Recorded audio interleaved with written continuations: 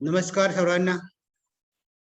New education society Lanja कला व कला वाणिज्य विज्ञान महाविद्यालय लांजा यांच्यात मराठी विभाग आणि राष्ट्रीय सेवा योजना विभाग यांच्या वतीनं आज आपण संविधा लेखन स्क्रिप्ट रायटिंग याच्यावरती ही कार्यशाळा आयोजित केली आहे.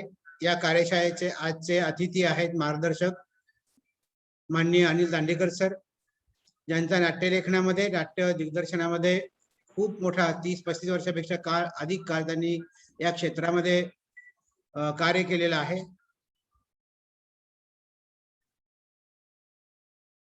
तर अशी एक असामान्य व्यक्ती या नाट्य क्षेत्रामध्ये काम करणारी अशा अनिल दांडेकर सरांचा मी पहिल्यांदा स्वागत करतो.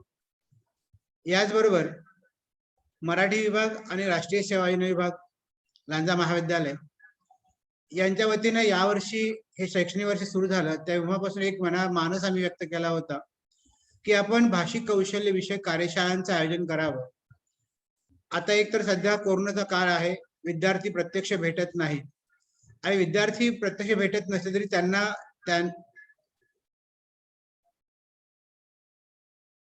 माझा आवाज येतोय का? हॅलो. हो सर येतो. मग इथं जे मेसेज येतात त्या मेसेज मध्ये येतोय सर, आवाज येतोय, ऐकू येतोय, तर त्यांचा नेटवर्कचा प्रॉब्लेम असेल कदाचित. आवाज येतोय सर. ओके, हा ओके, मी सुरू करतो बरं. तर लांजा महाविद्यालयातील मराठी विभाग आणि राष्ट्रीय सेवा योजना विभाग डॉक्टर APJ अब्दुल कलाम वाचन कट्टा या सर्वांच्या मध्ये आम्ही एकत्रित जेव्हा काम करत असतो तेव्हा काम करत असताना असा एक मनात विचार आला, मानस व्यक्त झाला की आपण या ऑनलाईन जो हा काळ जो आहे, कोरोनाचा काळ जो आहे, याच्यामध्ये आपल्याला विद्यार्थ्यांना प्रत्यक्ष भेटता येत नाही, पण अप्रत्यक्षपणे का होईना परंतु त्यांच्यापर्यंत जाता येईल. आणि आज असं एक चित्र दिसतंय की कोणताही विषय असो, म्हणजे सायन्स असेल, कॉमर्स असेल, यांच्याकडे संख्या खूप वाढते आहे किंवा तिकडेही बेकारी आहे. आर्ट्स कडे बघण्याचा दृष्टिकोनही बहुतांश त्याचा जो प्रचार होतो त्याच्यामुळे कदाचित तो काय करायचं मी करून अशा प्रकारचा एक निगेटिव्ह किंवा नकारात्मक दृष्टिकोन पाहायला मिळतो. या सगळ्यामध्ये आपण कुठेतरी मुलांच्या समवेत गेलं पाहिजे, मुलांना नवी दिशा दाखवली पाहिजे की जे जातील ते जातील या वाटेवरून. आणि हा एक विचार आमच्या मनामध्ये आला आणि त्यामुळे आम्ही जून महिन्यापासून किमान या वर्षामध्ये 6 भाषिक कौशल्य विषयक कार्यशाळा घेण्याचा आमचा विचार आम्ही मांडला. आमच्या महाविद्यालयाचे प्राचार्य डॉक्टर अरविंद कुलकर्णी सर, उपप्राचार्य डॉक्टर KR चव्हाण सर या सर्वांनी आम्हाला पाठिंबा दिला आणि या पाठिंब्यामुळे आम्ही गेल्या महिन्यामध्ये मुलाखत याविषयी मुलाखत कशी घ्यावी या संदर्भामध्ये 3 दिवसाची कार्यशाळा घेतली होती. त्याही कार्यशाळेमध्ये मान्यवरांचं मार्गदर्शन विद्यार्थ्यांना लाभलं. काही विद्यार्थी असे प्रयत्न करतायत की आम्ही व्हिडिओ तयार करतायत,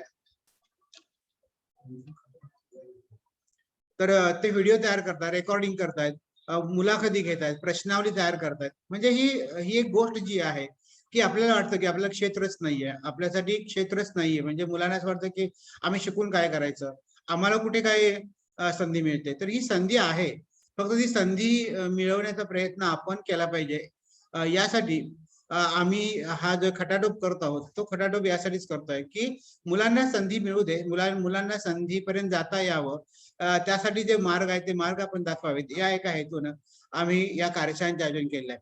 गेल्या वेळी मुलाखत लेखनाबरोबर यावेळी या महिन्यामध्ये आम्ही संहिता लेखन या प्रकारच्या लेखन, म्हणजे आता अभ्यासक्रमातला भागही अनेक विद्यापीठांच्या मध्ये आहे. त्याशिवाय जे फक्त विद्यार्थीच नाहीत तर अनेक जण लेखनासाठी उत्सुक असतात, लेखन करावंसं वाटतं, परंतु त्यांना नेमकं लेखन, आता नाट्यलेखन असेल, एखादी पटकथा लेखन असेल किंवा निबंध लेखन सारखं असेल तर वाटताना हे सोपं वाटतं की पटकथा काय आहे, त्याच्यामध्ये कथा काय आहे किंवा निबंध वगैरे काय, परंतु ह्यासाठी कौशल्य जी आहे ती कौशल्य आत्मसात करावी लागतात. आणि ही कौशल्य आत्मसात केल्यानंतर त्याचं एक व्यक्तिमत्व जे आहे ते व्यक्तिमत्व अत्यंत सुरेख स्वरूपाचं होतं. म्हणजे तो पारदर्शी होतो, तो पारंगत होतो आणि नावारूपाला येतो. म्हणजे प्रत्येकाला असं वाटतं की मी सुधीर गाडगिळ्यांसारखी मुलाखत घ्यावी, प्रत्येकाला असं वाटतं की मी एखाद्या मोठ्या लेखकांच्या प्रमाणे नाट्यलेखन करावं, पटकथा लेखन करावं, मी अभिनय क्षेत्रामध्ये जावं तर मी एखाद्या नटाप्रमाणे माझी प्रतिमा व्हावी. पण ही प्रतिमा सहजासहजी तयार होत नाही. हे मात्र मुलांच्या लक्षात येत नाही. आज काय झालं की पी हळद आणि हो गोरी अशा प्रकारचा एक नवा म्हणजे नवा म्हणण्यापेक्षा अशा लोकांची विद्यार्थ्यांची मनोवृत्ती आहे की मला ताबडतोब यश मिळालं पाहिजे. मी काहीही नाही केलं, कमी कष्ट घेतले तरी मला यश मात्र भरपूर मिळालं पाहिजे. पण ही वृत्ती बदलली पाहिजे, यासाठी आमचा हा प्रयत्न आहे की तुम्ही आधी कष्ट घ्या, तुम्ही मेहनत करा, तुम्ही लेखन करा. आणि ही क्षेत्र आहेत. आज आपण पाहतो टीव्हीवरच्या बातम्या ऐकत असताना कधी कधी निवेदक बघणाऱ्यांच्या अंगावर येतो की काय, अशा प्रकारची निवेदकाची भाषा आहे. मग एखादी बातमी वाचन करायचं असेल तर ती वाचन कसं करावं हे सुद्धा आपल्याला पटत नाही काही गोष्टी. तेव्हा ही क्षेत्र आपल्यासाठी आहेत, मुलांसाठी आहेत, अनेकांसाठी आहेत. आणि म्हणून या क्षेत्रांच्या मध्ये विद्यार्थ्यांनी जावं. केवळ मी BA केलं, BEd केलं आणि मग शिक्षक नोकरी मिळाली, आज तेही सोपं राहिलेलं नाहीये. तर एवढंच जे ठराविक चाकोरीबद्ध जी आपली संधी आपण शोधत आहोत, ती संधी अधिक व्यापक व्हावी आणि सगळी जगाची कवाडच खुली झालेली आहेत. आणि यासाठी सर्वाधिक महत्वाचं म्हणजे भाषेवर प्रभुत्व असायला पाहिजे.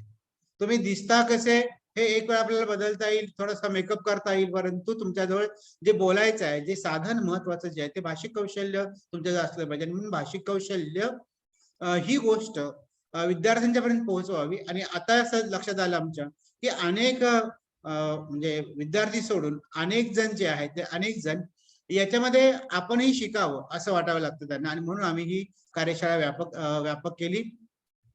या कार्यशाळेमध्ये सर्वांचं मी मनापासून स्वागत करतो. महाराष्ट्रातल्या अनेक भागातून, अनेक जिल्ह्यातून प्राध्यापक, विद्यार्थी आणि जे हौशी या सर्व क्षेत्राला जाणून घेण्यासाठी आहेत, त्यांचं सर्वांचं मी स्वागत करतो. अनिल दांडेकर सर जॉईन झालेले आहेत. मी महेश बावधनकर सर आपलं स्वागत करतो. आणि या कार्यक्रमाकडे आपण वळत आहोत.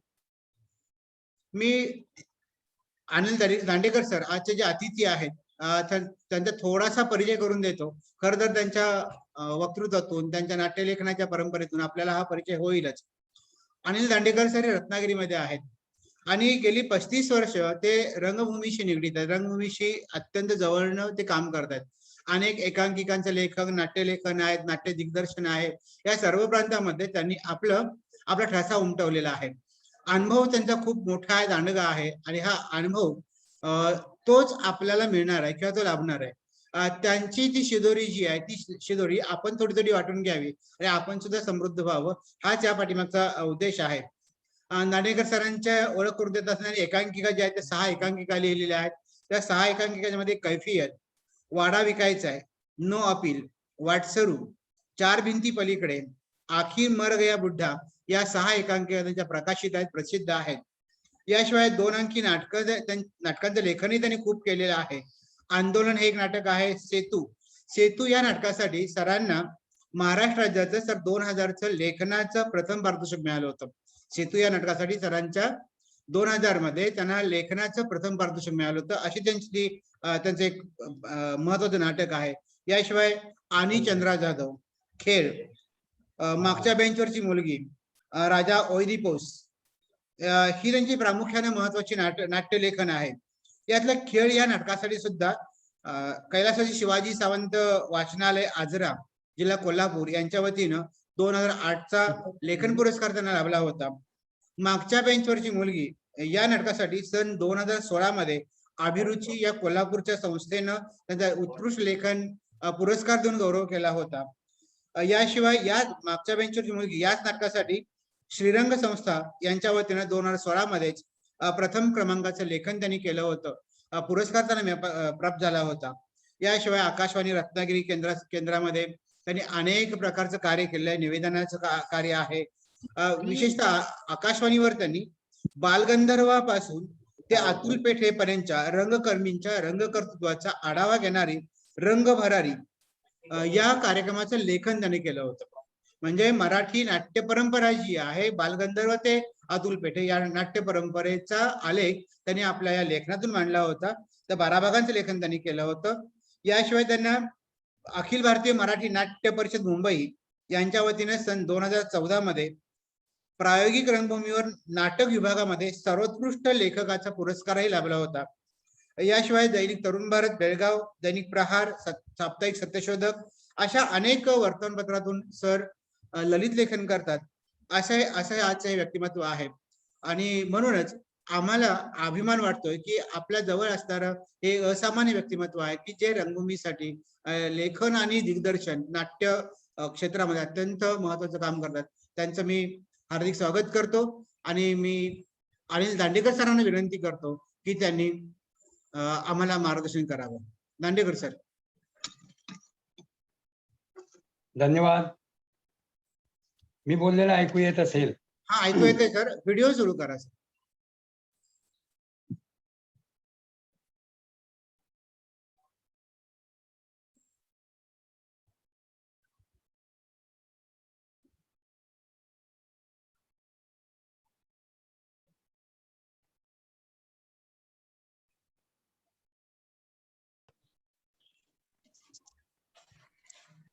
दांडेकर सर, तुमचा व्हिडिओ सुरू करा सर.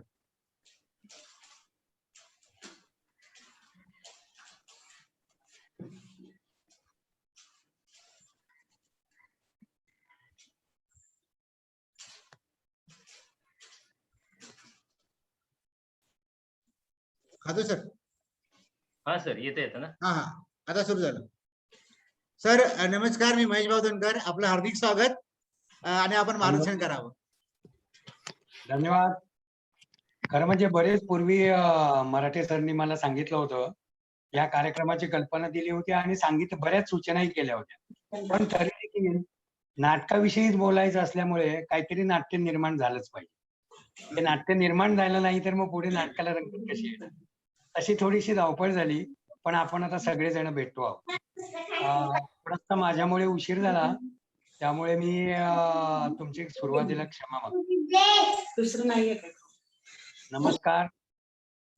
आणि डॉक्टर बावधनकर आणि डॉक्टर मराठे यांचे मी दोघांचेही आभार मानतो, कारण या कार्यक्रमाच्या निमित्ताने महाराष्ट्रात सर्वदूर पसरलेल्या प्रत्येक रंगकर्मीच्या बरोबरीने संवाद साधण्याची, त्याचे अनुभव जाणून घेण्याचा मला इथे संधी मिळते. खरं तर अगदी खरं सांगायचं झालं, मनापासून सांगायचं झालं, की मी एक हौशी नाट्यलेखक आहे. मी असं काही शिकलेलं नाही किंवा मी अभ्यासूही नाही खरं तर. म्हणजे हे मी अगदी प्रामाणिकपणे सांगतोय. सुरुवातीला अगदी काही असा विनय वगैरे विनयशील वृत्ती दाखवणं हे माझ्या स्वभावात नाही. मला ओळखतात त्यांना सगळ्यांना माहिती आहे. पण मी पुरेसा स्पष्ट वक्ता आहे म्हणून अगदी सुरुवातीला सांगतो, की खरंच मी नाटकाचा अभ्यास असा केला नाही. म्हणजे ज्या पद्धतीने शास्त्रोक्त पद्धतीने नाटक, नाट्यलेखन, दिग्दर्शन किंवा हे या गोष्टी सगळ्या तांत्रिक अंग हे शिकायला पाहिजे, तो प्रयत्न मी फारसा कुठे केला नाही. पण मी रंगमंचावर नाटक मात्र खूप वेळा केलं. चांगल्या पद्धतीचं नाटक केलं आणि मला मित्रही चांगले मिळाले, की ज्यांच्याकडून आम्ही शिकत गेलो.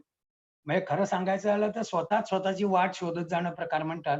जे कोकणातले बरेचसे कलाकार, मग ते नाट्य क्षेत्रातले असोत किंवा कुठल्याही क्षेत्रातले असोत, ते स्वतःहून करत असतात. आणि तसाच त्या पद्धतीचा मी एक, आता मी नाट्यलेखक आहे, पण खरं तर मी म्हणतो मी एक तळमळीचा रंगकर्मी आहे. त्यामुळे ही संवाद साधण्याची मला संधी दिली दोन्ही सरांनी आणि डॉक्टरांनी, त्याबद्दल मी त्यांचे आभार मानतो. मी जे काही बोलेन त्याला बराचसा स्वानुभवाचं हे आहे. म्हणजे मी तुम्हाला म्हटलंय, की ते कदाचित तुमच्याशी गप्पा या स्वरूपात असेल, ते भाषण या स्वरूपात नसेल. माझ्याकडे फार मोठे संदर्भ असतील अशातला भाग नाही. ते कदाचित थोडं इकडे-तिकडे माझं भाषण जाऊ शकतं. कारण कसं असतं, हुशार विद्यार्थी असतो, ती परीक्षेची तारीख कळल्यानंतर प्लॅन करून अभ्यास करतो. आपल्या नोट्स काढतो.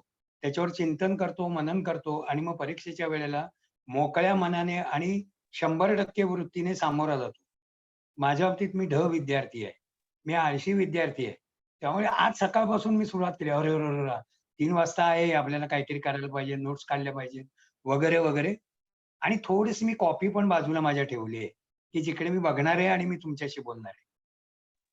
खरं तर मला काय-काय वेळेला गंमत वाटते. म्हणजे आपण आता मूळ विषयाकडे जाऊया, की मला काय-काय वेळेला गंमत वाटते नाटक या विषयात, म्हणजे नाटक या कलेकडे मी नेमका कसा वळलो? नाटक मुळात, लेखन हा भाग नंतरचा.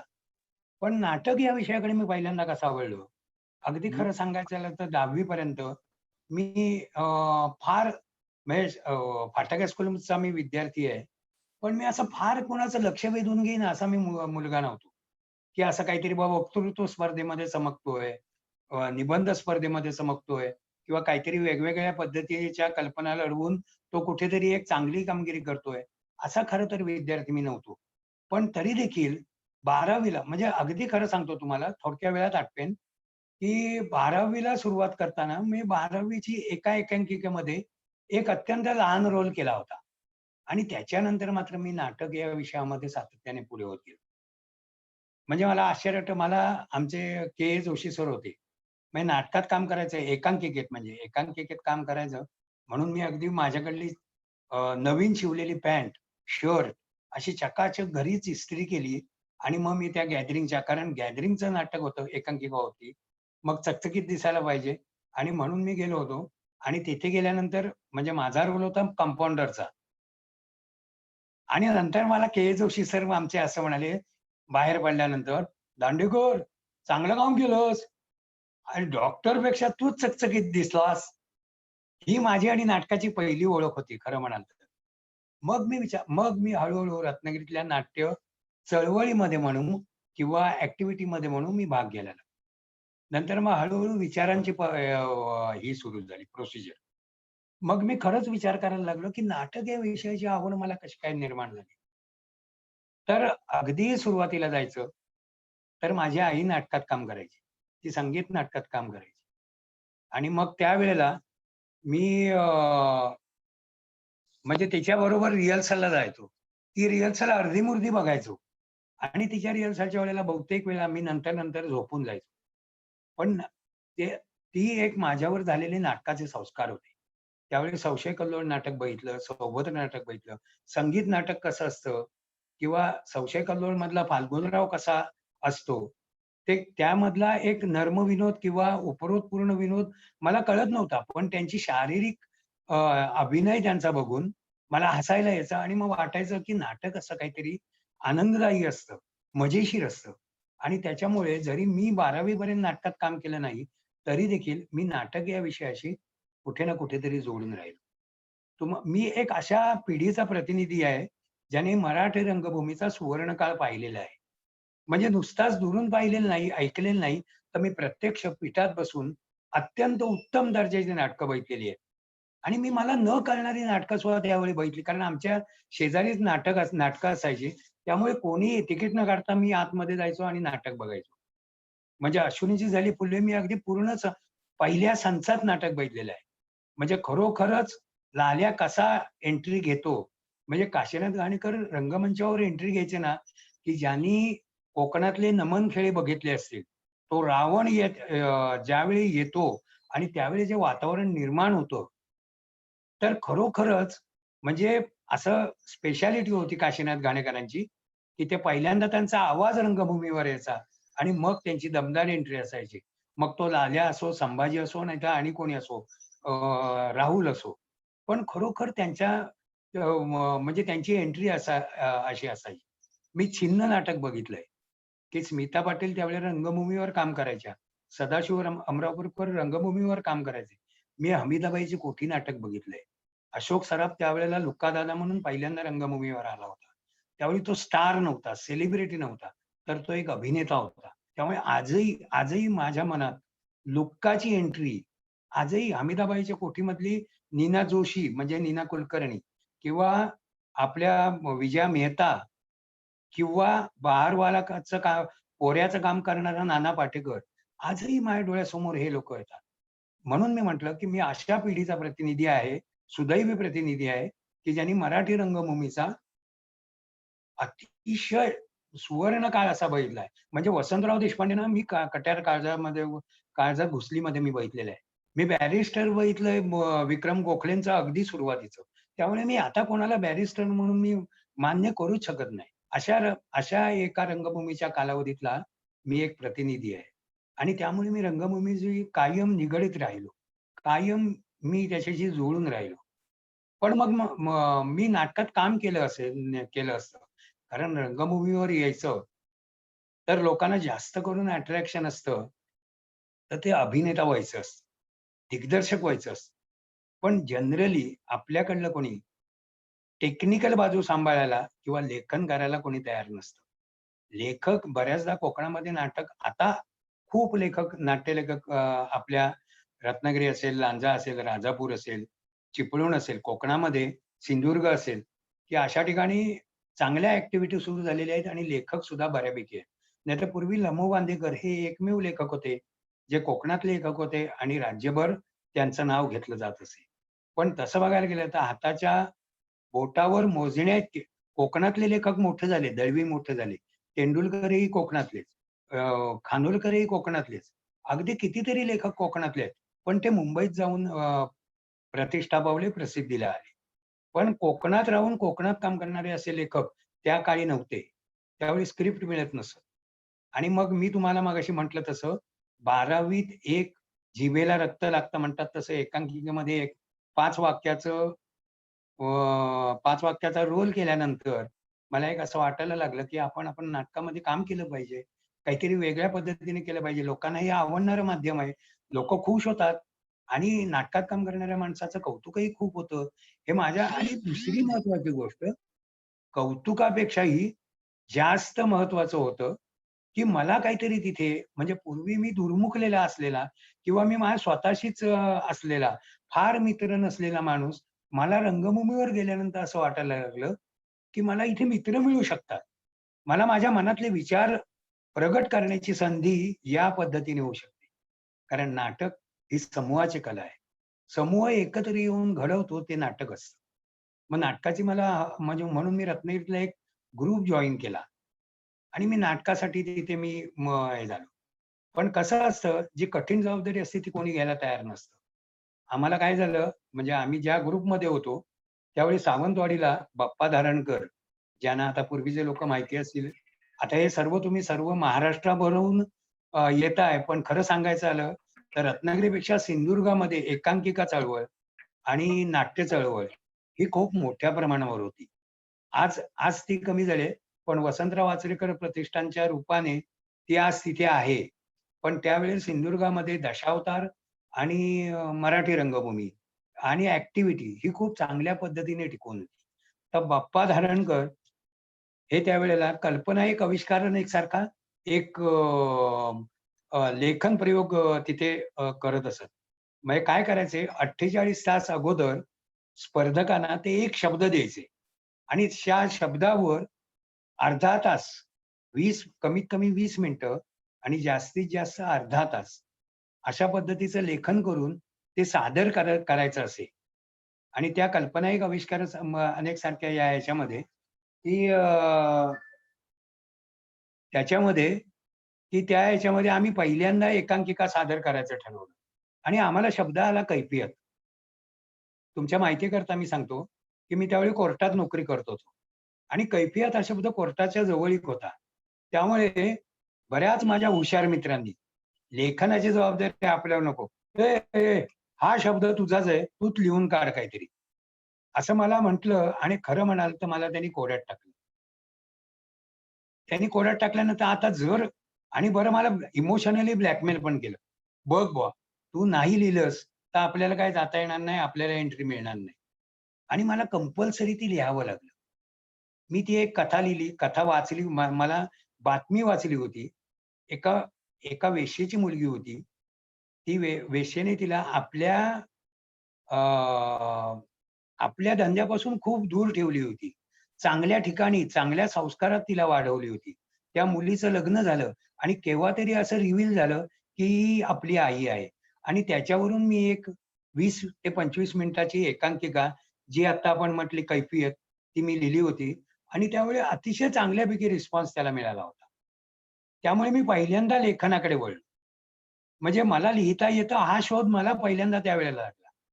आज ती कैफियत एकांकिका माझ्याकडे नाही. म्हणजे म्हणतात ना, आपलं पहिलं लेखन हे देवाला, पहिला डाव देवाचा. तसं ती कैफियत एकांकिका ती देवाकडे गेली. पण खरंच आजही तिच्या आठवणी आमच्याकडे खूप चांगल्या आहेत.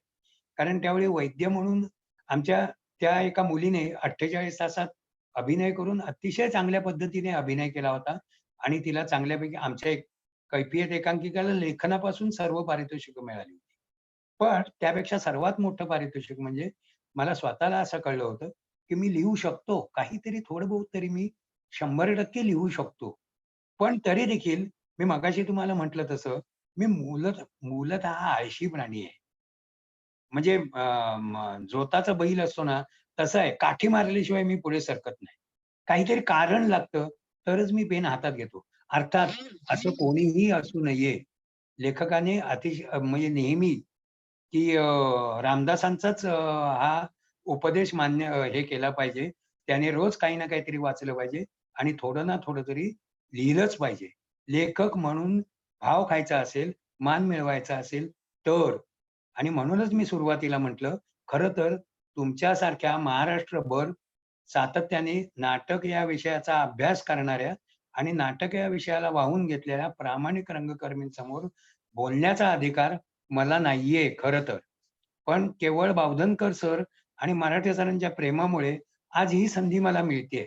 आणि याच्यामध्ये विनयाचा भाग नाही, ही वस्तुस्थिती आहे. तर मी तुम्हाला म्हटलं, की माझी पहिली एकांकिका ती होती, कैफियत होती. त्याच वेळेला खरं तर म्हणाल तर मराठी रंगभूमीचा सुवर्णकाळ होताच. पण त्याचबरोबर आकाशवाणीवर सुद्धा अतिशय उत्तमोत्तम कार्यक्रम त्या काळात साजरे म्हणजे हे केले जात असत. कॉफी हाऊस किंवा एकांकिका ज्याला आपण ह्याच्यावरच्या श्रुतिका म्हणतो. मुंबई केंद्रावरून अतिशय चांगल्या श्रुतिका व्हायच्या. सारखे लेखक तिथे लिहायचे. मतकरी लिहायचे, दळवी लिहायचे. आकाशवाणीसाठी अतिशय उत्तमोत्तम लेखक त्या काळात लिहित होते. मी रात्र नावाची एकांकिका मी म्हणजे श्रुतिका मुंबई केंद्रावरची मी ऐकली होती.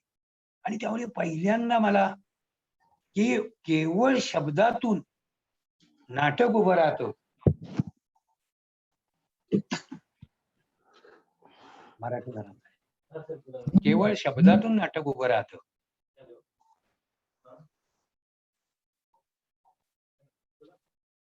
केवळ शब्दामधून नाटक उभं राहतं. हा शोध मला त्यावेळी ती एकांकिका ऐकून मला शोध लागला होता. श्रुतिका ऐकून मला त्यावेळेला हे लक्षात आलं होतं, की केवळ वाचिक अभिनय सुद्धा किती प्रभावी असतो. आणि त्याचबरोबर माझ्या हेही लक्षात आलं होतं, की श्रुतिकेतले संवाद ज्यावेळेला रेडिओला आपण लिहितो, त्यावेळी ते लिखाण वेगळं असतं आणि प्रत्यक्ष रंगमंचावर आपण ज्यावेळेला लिहितो, ते लिखाण वेगळं असतं. खरं तर माझ्यातला लेखक हा अशा पद्धतीने वेगवेगळ्या प्रकारे डेव्हलप होत गेला. त्यावेळी आणि ते संस्कार कुठेतरी अबोधमानावर माझ्या सातत्याने होत राहिले. आणि ते मी नंतर ज्यावेळी लिहिता झालो, त्यावेळी त्याचा मला खूप फायदा झाला. म्हणजे नाटक मला काय म्हणायचंय, की नाटक हे शिकायला हवंच. त्यातले खाचखळगे आपल्याला कळायला हवेच. त्यामुळे तो प्रश्न नाहीये. पण त्याचबरोबर ज्यावेळी तुमची अत्यंत प्रामाणिक इच्छा असते, की अत्यंत प्रामाणिकपणे तुम्ही ज्यावेळेला ह्या कलेकडे बघताना, त्यावेळेला तुम्हाला आपोआप मार्ग मिळत जातो. असे तुम्हाला गुरु सातत्याने मिळत जातात. ती तेंडुलकरांची रात्री एकांकिका ऐकली आणि त्यातून मला खूप काही मिळालं. कैफियत एकांकिकेनंतर वाडा विकायचा एकांकिका अशीच हे झालं, की आम्हाला एकांकिका करायची होती आणि एका माझ्या मित्राकडे स्क्रिप्ट होतं. की ते आहे असं ते अर्धवट स्क्रिप्ट आहे. पण ते माझ्याकडे पूर्ण नाहीये. काय त्याचं होईल पुढे मला माहिती नाहीये. तर तू आता मला परत त्याने लिहायला लावलं, की तू हे पूर्ण कर. तरच आपण करू शकतो आणि तरच आपण पुढे जाऊ शकतो. खरं तर पहिलं नाटक आणि पहिल्या 2 एकांकिका कंपल्शन झालं म्हणूनच माझ्या हातून लिहून झाल्या. ही वस्तुस्थिती आहे. त्या वाडा विकायची एकांकिका सुद्धा आज माझ्याकडे आहे. मी त्यावेळी ती लिहून काढली. ती एक सस्पेन्स जो आपण लिहायला सोपा वाटतो खरं तर. आणि खरंच त्या मानाने इतर कुठल्याही विषयाच्या मानाने सस्पेन्स नाटक लिहिणं किंवा सस्पेन्स एकांकिका लिहिणं हे मला वाटतं बऱ्यापैकी सुरुवातीला अतिशय चांगलं असतं. म्हणजे जसं की पोलिस स्टोरी लोकांना बघायला खूप आवडते. लोकांना सस्पेन्स पाहायला, तो रिव्हील होत असताना बघायला खूप आवडतं. आणि त्याच्यामुळे त्याचे प्रेक्षक खूप असतात, ते रंगून जातात. त्यामुळे सस्पेन्स लिहायलाही सुद्धा आनंद असतो आणि प्रेक्षकांसमोर जाण्यातही त्याच्यामध्ये आनंद असतो. तर सस्पेन्स ती अशी आम्ही लिहिली, रहस्यमय एकांकिका लिहिली आणि तिलाही बऱ्यापैकी असं हे मिळालं. पण तरी देखील ती फार मोठी काही चांगली झाली नाही, असं मला स्वतःला वाटतं. कारण त्याच्यातली पात्र ही बऱ्यापैकी कृत्रिम होती असं मला काही काळानंतर लक्षात आलं, की ही आपण रहस्य निर्माण करण्याच्या दृष्टीने खूप काहीतरी लिहिलं आणि जे सादर करताना मात्र दिग्दर्शक म्हणून तेवढं ते काही पुढे पुढे करता आलं नाही, असं मला त्या लेखनात जाणवलं. म्हणजे तिथे मला आणि एक शोध लागला, की शब्दांपलीकडे, की ज्याला कानेटकर असं म्हणतात, की याला 2 म्हणजे नाटक हे लिहिणं कठीण का आहे? तर त्याला साहित्य मूल्य पण असतं आणि प्रयोग मूल्य सुद्धा असावं लागतं. किंबहुना म्हणजे त्याचं कोणी असं विचारलं, की याचं प्रपोर्शन काय असावं? तर प्रपोर्शन असं तुम्हाला सांगता येणार नाही. पण ह्या 2 गोष्टी अत्यंत महत्त्वाच्या असतात आणि त्या विषयानुरूप असाव्या लागतात, की त्याचं साहित्य मूल्यही तितकंच हवं आणि प्रयोग मूल्यही हवं. कारण ते दृकश्राव्य माध्यम आहे. लोकं बघणार आहेत ते नाटक. अभिनेते ते सादर करणार आहेत. तुमचा प्रत्येक शब्द, प्रत्येक वाक्य हे अभिनेत्यापर्यंत दिग्दर्शकाच्या माध्यमातून पोहोचायलाच हवं आणि त्याचा विचार लेखकांनी सुरुवातीला करायला हवा. म्हणजे अभिनयाचा विचार सुद्धा लेखकाने नाटक लिहिण्यापूर्वी करणं गरजेचं आहे. आपला शब्द लोकांपर्यंत कोणाच्या माध्यमातून, कशा पद्धतीने पोहोचणार आहे, याचा विचार लेखकाने नाटक लिहिण्यापूर्वी केला पाहिजे. हे मला सुरुवातीच्या एकांकिकेमधून लक्षात आलं. सुरुवातीला हे जाणवलं, की ज्यावेळी आम्ही वाडा विकायचा लिहिताना मला खूप आपण सुंदर लिहितोय असं वाटलं. पण ज्यावेळी आम्ही सादर एकांकिका करायला लागलो, त्यावेळी लक्षात आलं, की आपल्याला जेवढं वाटत होतं, तेवढं थ्रिल या एकांकिकेमध्ये नाहीये आणि त्यावेळी माझ्या लक्षात आलं, की आपण अभिनय, मग अभिनयाची पद्धती किंवा कोण लोकं अभिनय करणार आहेत किंवा कुठल्या रंगभूमीवर तो अभिनय करणार आहे, याबद्दल सुद्धा लेखकाने पूर्ण लक्षात घेऊन नाटक लिहिलं पाहिजे, असं मला वाटतं. मग त्यातला तांत्रिक भाग आहे, हा सुद्धा तेवढाच महत्त्वाचा आहे, जो प्रयोगमूल्य ठरवतात. तुमच्या नाटकाची प्रयोगमूल्य तांत्रिक भाग ठरवत असतात. या या याबद्दल म्हणजे तेही आपण हे करत गेलो, की म्हणजे आता बऱ्याचदा असं होतं, की नाटक लिहायचं म्हणजे काय? की नाटक आपण लिहायला घेतल्यानंतर म्हणजे मी पहिलं आंदोलन नाटक लिहिलं. ते सुद्धा असंच झालं, की माझ्याकडे एक कथा होती आणि मग कथेनंतर मग ते की आता हे नाटक सजवायला लागतं आपल्याला प्रत्येक वेळेला, की म्हणजे आता बऱ्याचदा असं होतं, की आपल्याला वाटतं नाटक म्हणजे काय? तर नाटकमध्ये म्हणजे संवाद. नाटक म्हणजे व्यक्तिरेखा, कॅरेक्टर्स. नाटक म्हणजे घटना. नाटक म्हणजे प्रवेश. नाटक म्हणजे नाट्य, घटना, गोष्ट. पण याही पलीकडे नाटक म्हणजे काहीतरी आहे. प्रत्येक नाटककाराने वेगवेगळ्या पद्धतीने सांगितलेलं आहे, की नाटक म्हणजे नक्की काय? की नट म्हणजे ग्रोटोवस्की हा मोठा रंगकर्मी असं म्हणतो, की नाटकासाठी काय हवं? नाटकासाठी तर फक्त एक नट आणि एक प्रेक्षक हवा. ते लेखकाचं हे मान्य करत नाहीत. त्यांचं म्हणणं नाटक म्हणजे काय? तर नट आणि प्रेक्षक यांच्यामधला संवाद म्हणजे नाटक. पण त्याच्या उलट म्हणजे इब्सेन म्हणताना असं म्हणतो, की नाटक म्हणजे ही माझ्यामधल्या आत्मशोधाची सुरुवात असते. मी आत्मशोध करतो, म्हणजे आत्मसंशोधन, आत्मशुद्धीकरण आणि आत्मस्वातंत्र्य मिळवण्याचा हेतू म्हणजे नाटक. सांगायचा मुद्दा असा, प्रत्येक नाटक एक वेगळ्या पद्धतीने आपण मिळवत असतो. मी नाटक कसं मिळवलं ते तुम्हाला मी सांगतो, की नाटक म्हणजे सुरुवातीला मी ज्यावेळेला लिहिलं, एकांकिका लिहिली किंवा नाटक लिहिलं, त्यावेळेला माझ्या दृष्टीने 2 प्रवेश किंवा 3 प्रवेश म्हणजे 1 अंक आणि 2 अंक म्हणजे नाटक, असं मला वाटत राहिलं. संवाद म्हणजे नाटक, असं मला वाटत राहिलं, की व्यक्तिरेखा म्हणजे नाटक. माझ्या गोष्ट म्हणजे नाटक. गोष्टीमधली काही पात्र आहेत आणि ती एकमेकांजवळ बोलतात आणि त्याच्यानंतर ते नाटक उभं राहतं, असं बऱ्याचदा होतं. पण तसं नाटक उभं राहत नाही. कारण नाटकामध्ये प्ले इज द थिंग म्हणतात ना, शेक्सपियर म्हणायचा ना, तसं आहे ते. काहीतरी त्याच्यात घटना पाहिजे, व्यक्तिरेखा पाहिजेत, अप्रतिम आणि त्यांची एकमेकांची सांधेजोड झालेली पाहिजे. तुला लिहिताना कसं लिहिलं? तर माझ्या डोळ्यासमोर जी पात्र होती, तर मी पहिल्यांदा एक आराखडा काढून घेतला, की माझ्या नाटकात माझी गोष्ट काय आहे? तर माझी गोष्ट अशी आहे, की एका मुलीवर एक आमदार बळजबरी करतो आणि ती त्याला त्याच्या विरुद्ध उभी राहायला जाते. तिच्या घरचे लोक असे म्हणतात की अगं ते मोठे आहेत, ते आपले आवाज दडपतील आणि तुझी नाहक बदनामी होईल, तर तू असं करू नकोस. तर ती म्हणते नाही, मी अशा लोकांना धडा शिकवल्याशिवाय राहणार नाही. म्हणून ती आपल्या वडिलांचा विरोध पत्करून पोलीस स्टेशनमध्ये जाते. पोलीस स्टेशनमध्ये सुरुवातीला हवालदार तिचं हे तक्रार आमदाराविरुद्धची तक्रार लिहून घ्यायला तयार होत नाही. पण त्याच्यानंतर जो इन्स्पेक्टर येतो तो मात्र तिच्यातला प्रामाणिकपणा लक्षात घेऊन किंवा तिच्या भावना लक्षात घेऊन ती गोष्ट मान्य करतो आणि आमदाराविरुद्ध तक्रार लिहून घ्यायला तयार होतो. एवढंच नाही तर तो तक्रार लिहून घेतो. या इन्स्पेक्टरला सुद्धा एक बॅकग्राऊंड आहे. तो इन्स्पेक्टर अनाथ आहे आणि तो एका सामाजिक संस्थेमध्ये लहानाचा मोठा झालेला आहे. म्हणजे तो अनाथाश्रमात वाढलेला आहे आणि तिथे मोठा झालेला आहे आणि तिथले जे समाजसेवक आहेत तर त्यांच्या वागणुकीचा प्रभाव, त्यांच्या विचारांचा प्रभाव त्या इन्स्पेक्टरवर आहे आणि म्हणून तो इन्स्पेक्टर तिची तक्रार लिहून घेतो आणि तिथून आमदार विरुद्ध ती मुलगी असा संघर्ष चालू होतो. इथे माझा पहिला अंक संपला आणि त्याच्यानंतर दुसरा अंक संघर्षाचा होता. जिथे संघर्ष होता त्या म्हणजे मुली आणि आमदारामधला संघर्ष होताच, पण त्याचबरोबर सत्य आणि असत्य मधला संघर्ष होता. त्याचबरोबर महत्वाची गोष्ट म्हणजे की त्याला इन्स्पेक्टर त्या मुलीच्या बाजूने उभा राहतो आणि त्याही मधला संघर्ष होता की सत्ता आणि जनता यांच्यामधला सुद्धा संघर्ष होता. तो संघर्ष मला दुसऱ्या अंकातून उभा करायचा.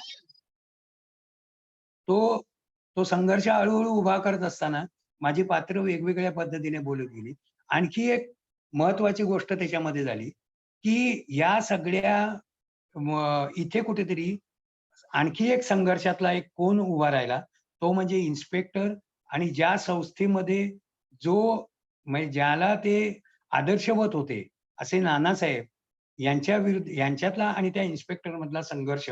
कारण एक स्टेज अशी येते की इन्स्पेक्टर आमदाराविरुद्ध लढत असताना, आमदाराविरुद्ध त्या मुलीच्या संघर्षाला पाठिंबा देत असताना एकदा असं लक्षात येतं की आमदाराच्या आईच्या 80व्या वाढदिवसानिमित्त आमदार आपल्या आश्रमाला काही भूमी दान करणार आहे आणि ती जमीन स्वीकारण्यासाठी, ते दान स्वीकारण्यासाठी नानासाहेब म्हणजेच इन्स्पेक्टरचं जे आदर्श आहेत ते किंवा गुरु आहेत ते या गावात येणार आहेत.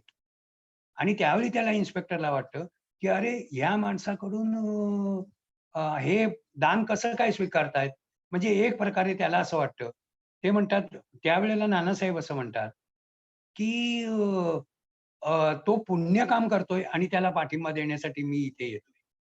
त्यावेळी इन्स्पेक्टर परत एकदा आपल्याच याला विचारतात, म्हणजे नानासाहेबांना विचारतात की मला एकाच प्रश्नाचं उत्तर द्या की पुण्यातून पाप वजा होऊ शकतं का? असा प्रश्न तो विचारतो. म्हणजे नानासाहेब आदर्श आणि वास्तववाद याच्यामधला संघर्ष सुद्धा मला दुसऱ्या अंकातून उभा करायचा होता आणि म्हणून मी नाटक लिहायला घेतलं. मी नाटक लिहित गेलो, पण मला संवादामधला हा मिळायला काही काळ निघून जावा लागला. पण त्या नाटकाचे संवाद किंवा माझा विचार त्या नाटकामध्ये हा चांगल्या पद्धतीने रुजला असं मला वाटत गेलं की त्या नाटकात. पण तरी देखील मी काही काळानंतर ते नाटक जवळ घातलं की बऱ्याचदा असं होतं की चांगले चांगले नाटककार आपला विचार पूर्ण करतात आणि मग ते पहिल्या अंकातले प्रवेश, पहिल्या अंकातल्या प्रवेशात पहिल्या ह्याच्यात काय घडेल, दुसऱ्या प्रवेशात काय घडेल, तिसऱ्या प्रवेशात काय घडेल, किती प्रवेश असतील किंवा पहिल्या अंकाचा शेवट काय पद्धतीने होईल आणि मग दुसऱ्या अंकाची सुरुवात कुठल्या पद्धतीने होईल, दुसऱ्या अंकात हे पात्र कशा पद्धतीने बोलेल.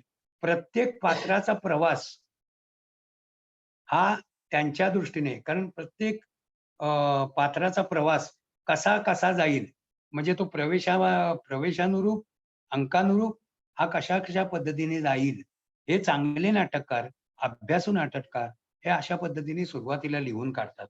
किंबहुना की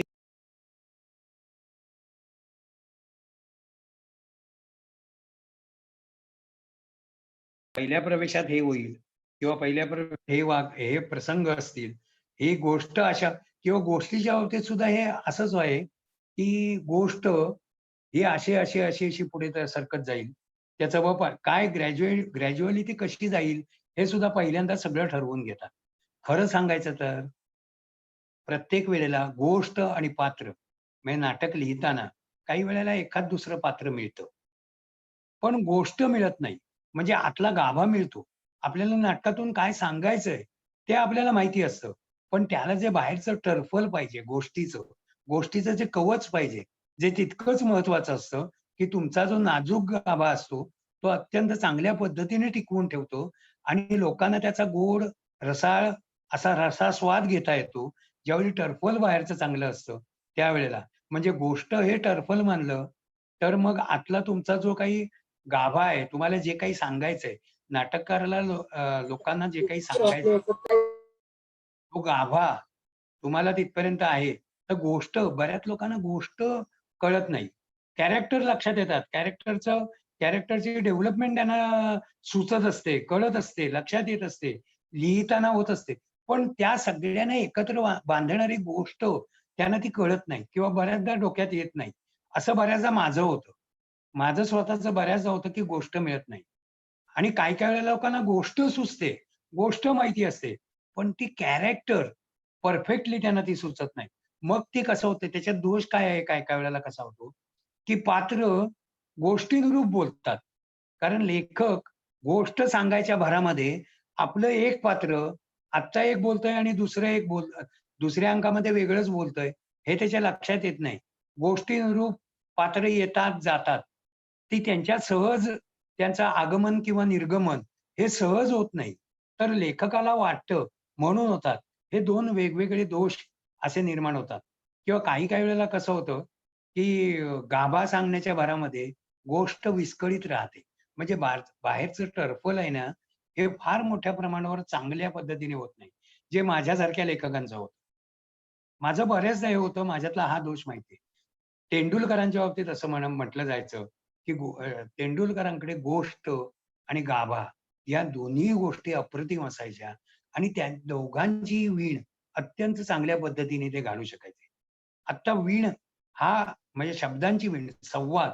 बऱ्याचदा असं होतं, संवाद आपण एकामागोमाग एक लिहत जातो. पण त्या संवादांना अर्थ पाहिजे. त्याच्यात एक मजबुती लागते.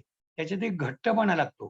तर म्हणजे ज्यावेळी तुम्ही नाटकाचं पहिलं वाक्य लिहिता, ते पहिलं वाक्य आणि तुमच्या कलाकृतीचं, तुमच्या लेखन कृतीचं शेवटचं वाक्य ह्याचा ताळमेळ बसावा लागतो.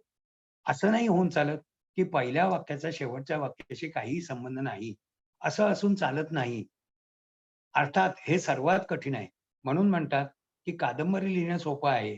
सोपं इन द सेन्स मी नाटकाच्या दृष्टीने म्हणतोय, की कादंबरी तुम्ही लिहू शकता, कथा लिहू शकता. कारण त्याचा रसास्वाद एकट्याने घेता येतो.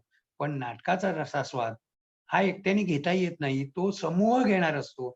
समूह मन तयार व्हावं लागतं आणि नाटककारावर ती फार मोठी जबाबदारी असते, की तुमच्याकडे येणारे भले ते 50 लोक असतील किंवा 100 लोक असतील, तर त्यांचं एकत्रित मनाला पटेल असं लिहिण्याची जबाबदारी नाटककारावर असते. हे सगळं बॅक ऑफ द माइंड नाटक लिहिण्यापूर्वी आपल्यावर लागतं. आपण मगाशी होतो ते गोष्ट आणि व्यक्तिरेखा आणि संवाद या विषयावर. नाटक कसं लिहावं, स्क्रिप्ट कसं असावं, हे म्हणताना म्हणजे असं ठोकताळे घेऊन असं तुम्हाला 100% लिहिता येणार नाही. स्क्रिप्ट असंच आहे असं लिहिता येईल किंवा असं म्हणजे फॉर एक्झाम्पल तुम्हाला सांगतो, शोभायात्रामध्ये शोभायात्रेच्या पुस्तकामध्ये अगदी सुरुवातीला शफात खानची मुलाखत घेते राजीव नाईकने. अगदी सुरुवातीला त्याने ते पहिला प्रश्न विचारलाय, "तुम्हाला नाटक कसं सुचतं?" माझ्याकडे ते मी पुस्तक मुद्दाम बाजूला ठेवलंय. मी तुम्हाला त्यांच्याच शब्दामध्ये सांगतो. राजीव नाईकनी शफात खानला प्रश्न विचारला. मग त्यांनी गप्पा गोष्टी मारल्या. खरं तर शोभायात्रेच्या पुस्तकाच्या सुरुवातीचं ते जे शफात खान यांची जी मुलाखत आहे, ती पूर्णपणे लेखकांनी वाचण्यासारखी आहे. लेखकांनी त्यांचं मनन करण्यासारखं आहे, विचार करण्यासारखं आहे. कारण अशा गोष्टी आपण ज्यावेळी वाचतो, त्यावेळी आपल्या लेखनात कुठे ना कुठेतरी त्या डायरेक्टली ऑर इनडायरेक्टली उतरतात. कारण नाटक असं लिहावं, असं कोणीही, कधीही, केव्हाही सांगू शकत नाही. तुम्हाला ते स्वतःच्या प्रवासातून मिळवावं लागतं. किंबहुना प्रत्येक लेखकाने ते त्या त्या पद्धतीने मिळवलेलं आहे. आणि म्हणूनच कारण तुम्हाला सांगतो, एक घटना मी बघतो, समोर काहीतरी एखादी बाई अगदी म्हणजे रडून भेकून ती आकांतांडव करत रडतीये आणि शेजारी एक लहान मूल तिच्याकडे खुदू हसत बघतंय. ही घटना मी बघतो आणि 10 माणसं बघतात. माझ्या मनामध्ये ती मी वेगळ्या पद्धतीने घेतो. माझ्या मनामध्ये त्याचे ज्या रिएक्शन्स आहेत त्या वेगळ्या पद्धतीने उमटतात. दुसरा कोणीतरी बघतो, ते वेगळ्या दृष्टिकोनातून बघतो. त्याच्या मनामध्ये वेगळ्या पद्धतीने त्याच्या रिएक्शन उमटतात. असं 10 लोकांच्या मनात होतं आणि प्रत्येकाच्या मनात एक वेगळं नाटक जन्माला येतं. जरी थीम एकच असली तरी 10 लेखक 10 पद्धतीचं नाटक लिहू शकतात. तसंच आहे, की तुम्हाला त्या 10 पद्धती वेगवेगळ्या पद्धतीने एकच विचार वेगवेगळ्या पद्धतीने वेगवेगळे लोकं लिहितात. ज्यावेळेला रिएक्ट होण्याची पद्धती वेगळ्या आहेत, मानसिकता वेगळी आहे, तिथपर्यंत नाटकं वेगवेगळी होणार. तर मगाशी आपण म्हणत होतो, शोभायात्रेच्या सुरुवातीला राजीव नाईकांनी शफाअत खानना असं विचारलं, नाटक सुस्त म्हणजे काय होतं? आणि तू कसा लिहितोस? त्यावेळी शफाअत खाननी त्यांना खूप मोठं उत्तर दिलंय. पण अगदी साधं सुरुवातीच्या 4 ओळी तुम्हाला मी त्यांच्याच शब्दात हव्यात म्हणून वाचून दाखवतो. नाटक सुचण्याची प्रक्रिया फार गुंतागुंतीची आहे. ती सहज उलगडून दाखवता येणंही कठीण आहे. प्रत्येक वाक्य महत्वाचं आहे हां. नाटक सुचण्याची प्रक्रिया फार गुंतागुंतीची आहे. ती सहज उलगडून दाखवता येणं कठीण आहे. शिवाय प्रत्येक नाटकाची सुचण्याची आणि लिहिण्याची प्रक्रिया वेगवेगळी असू शकते. म्हणजे एकाच लेखकाने वेगळी नाटकं लिहितो, त्यावेळेला त्याची ती प्रक्रिया वेगवेगळी असू शकते. नाटक लिहून झाल्यानंतर अनेक वेळा लिहिण्यापूर्वी मनात काही ठरलेलं नसताना अचानक हे सगळं आलं कुठून? आणि ते कागदावर उतरलं कसं? असा प्रश्न मला पडतो. पण प्रत्येक वेळेला त्याचं उत्तर सापडेलच असं नाही. ही पूर्ण मुलाखत तुम्ही वाचा. खरंच ही 4 वाक्य इतकी आहेत, पण याही पलीकडे कितीतरी त्याने आपल्याला सगळ्यांना सांगून ठेवलेलं आहे. नाटक म्हणजे काय असायचं? म्हणजे ते कानेटकरांच्या वाक्यातनं नाटक म्हणजे त्यांना कोणीतरी विचारलं, "तुम्हाला काय वाटतं नाटक म्हणजे काय?" तर ते म्हणाले त्यांनी मगाशी मी तुम्हाला म्हटलं तसं, की त्याचं साहित्य मूल्य आणि दृश्य मूल्य याबद्दल ते बोललेच, प्रयोग मूल्य याबद्दल ते बोललेच. पण त्याशिवाय त्यांनी एका वाक्यात सांगितलं, की नाटक म्हणजे खेळ आहे. तो परफॉर्मन्स आहे, सादरीकरण आहे आणि म्हणून ते प्रत्येक वेळेला वेगळं आहे. कालचा खेळ आज असत नाही, आजचा खेळ उद्याला असत नाही. नाट्यलेखनाच्या बाबतीत सुद्धा असंच आहे. एक नाटक मी चांगलं लिहिलं, म्हणून मी पहिलं नाटक अतिशय अप्रतिम लिहिलं, म्हणून मी पुढचं नाटक अप्रतिमच लिहीन, अशी गॅरंटी कोणीही नाटककार देऊ शकत नाही. म्हणून नाटक लिहिण्याला व्याकरण नसतं, की व्याकरणाचे ते नियम पार पडले किंवा ते आपण पाळले, की उत्तम नाटक निर्माण होतं, असं म्हणता येत नाही. प्रल्हाद मयेकरांचा सहवास आम्हाला रत्नागिरीकरांना खूप लाभला. खूप लाभला. म्हणजे आम्ही त्यांच्याजवळ गप्पा मारायला येतंय की आम्हाला त्यांचा सहवास खूप लागला. अगदी मिळाला. आम्ही त्यांच्याजवळ गप्पा मारायचो. म्हणजे मराठे सर सुद्धा अगदी कौतुकाने त्यांच्याकडे येऊन बसायचे आणि गप्पा मारायचे. मुळात प्रल्हाद मयेकर हा गोष्टी वेळेला माणूस. आणि त्यांनी मला एकदा बोलता ते असं म्हणाले, की सरना आम्ही विचारलं, की "तुम्ही अमुक-अमुक नाटक कसं लिहिलं हो? म्हणजे कसं सुचलं?" "काही नाही रे. काय झालं नेमकं?" मोहन वाघांकडे एकदा मी गेलो होतो. मला मोहन वाघांनी एक मला कॅसेट दिली. अर्थात हे आपण व्यावसायिक नाटकाबद्दल बोलतोय. त्यांच्या अथमानुष जगणं किंवा त्यांच्या इतर नाटकांबद्दल नाही. कारण प्रल्हाद हा असा नाटककार होता, की ज्यांच्याकडे कानेटकरांच्या नंतर अ, शब्द प्रभू किंवा ज्यांचा शब्दांवर अतिशय कमांड आहे किंवा संवाद ज्यांचे अप्रतिम किंवा साधा शब्द वापरायचा तर दिल खेचक, टाळीचे संवाद मिळवणारा लेखक, असं मयेकरांकडे बघितलं जायचं. या पलीकडे सुद्धा मयेकर खूप होते, खूप मोठे होते प्र. मयेकर, ज्याचा अनुभव आम्हाला आला आणि तितकेच ते साधे होते. तर आम्ही त्यांना विचारलं, की "हे नाटक तुम्ही कसं लिहिलं?" तर ते नाटक त्यांनी असं म्हटलं, की "ते नाटक मी कसं लिहिलं?" तर वाघानी मला एकदा 2 व्ही-सी-डी दिल्या. त्यावेळी सीडी नव्हत्या, व्हिडिओ सीडी असायच्या. तर माझ्याकडे त्या दिल्या आणि मला ते म्हणाले, की "हा एक इंग्रजी सिनेमा आहे. तुम्ही बघा." आणि मला काहीतरी ते नेपथ्याचे तुकडे सांगितले वाघाने. कारण वाघ उत्तम नेपथ्यकार म्हणून वाघ छायाचित्रकार, नेपथ्यकार, चित्रकार म्हणून ते प्रसिद्ध होते. तर ते असं प्रलमयकरांना म्हणाले, की "मला 17 तुकड्यावरचं नाटक लिहून दे." तर मी म्हटलं 17 तुकडे म्हणजे कसलं? नेपथ्याचे, फ्लॅटचे 17 किंवा 14 आकडा मला नक्की आता आठवत नाही. पण त्यांनी असं सांगितलं प्रलना, की "मला त्याच्यावरचं नाटक लिहून दे." प्रल म्हणाले, की "मी त्या व्ही-सी-डी बघितल्याच. पण त्या सगळ्याचा एक मतितार्थ लक्षात घेतला. मला एक व्यावसायिक नाटक लिहायचंय, हे पूर्णपणे डोक्यात घेतलं आणि त्याच्यानंतर मी पुन्हा एकदा गडकरी रंगायतांमध्ये गेलो, धोबीरावच्या नाट्यगृहामध्ये गेलो, पार्ले टिळक म्हणजे याच्यामध्ये गेलो, शिवाजी मंदिरमध्ये गेलो. तिथले एकंदरीत हे बघितलं आणि मग मी नाटक लिहायला घेतलं. आपल्याला हे सगळं अनाकलनीय असतं. निदान त्यावेळेला तरी मला 100% ते अनाकलनीय होतं, की प्रलनी नाटक लिहिण्यापूर्वी असा विचार केला. पु. ल. देशपांडेंनी इंग्रजी नाटकं मराठीमध्ये आणली. पण त्याला शुद्ध म्हणजे ते ट्रान्सलेशन नव्हतं. तर ते 100% मराठी नाटक. 100% मराठी नाटक ज्याला म्हणतात आणि म्हणूनच त्यांनी साहित्यामध्ये हे प्रलनी जी पु. ल.नी जी नाटकं मराठीमध्ये लिहिली, मराठीमध्ये आणली, त्यांना साहित्यिक मूल्य सुद्धा एक प्रकारचं प्राप्त झालं. कारण त्याच्यामागे पु. ल. देशपांडेंचे नाटकाविषयीचा अभ्यास, मराठी भाषेविषयीचा अभ्यास आणि एकूणच नाट्यकलेविषयीचा अभ्यास तितकाच महत्त्वाचा होता. आपण मगाशी संवाद या विषयावर बोलत होतो. नाटकातले संवाद म्हणजे एकाने प्रश्न विचारायचा, दुसऱ्याने उत्तर द्यायचं. ह्याला आपण संवाद म्हणतो किंवा एका वाक्यावर दुसरं वाक्य येणं, याला आपण संवाद म्हणतो. तर त्याला नाटकाच्या दृष्टीने ते संवाद, पकड घेणारे संवाद ठरत नाहीत. ते महत्त्वाचे ठरत नाहीत.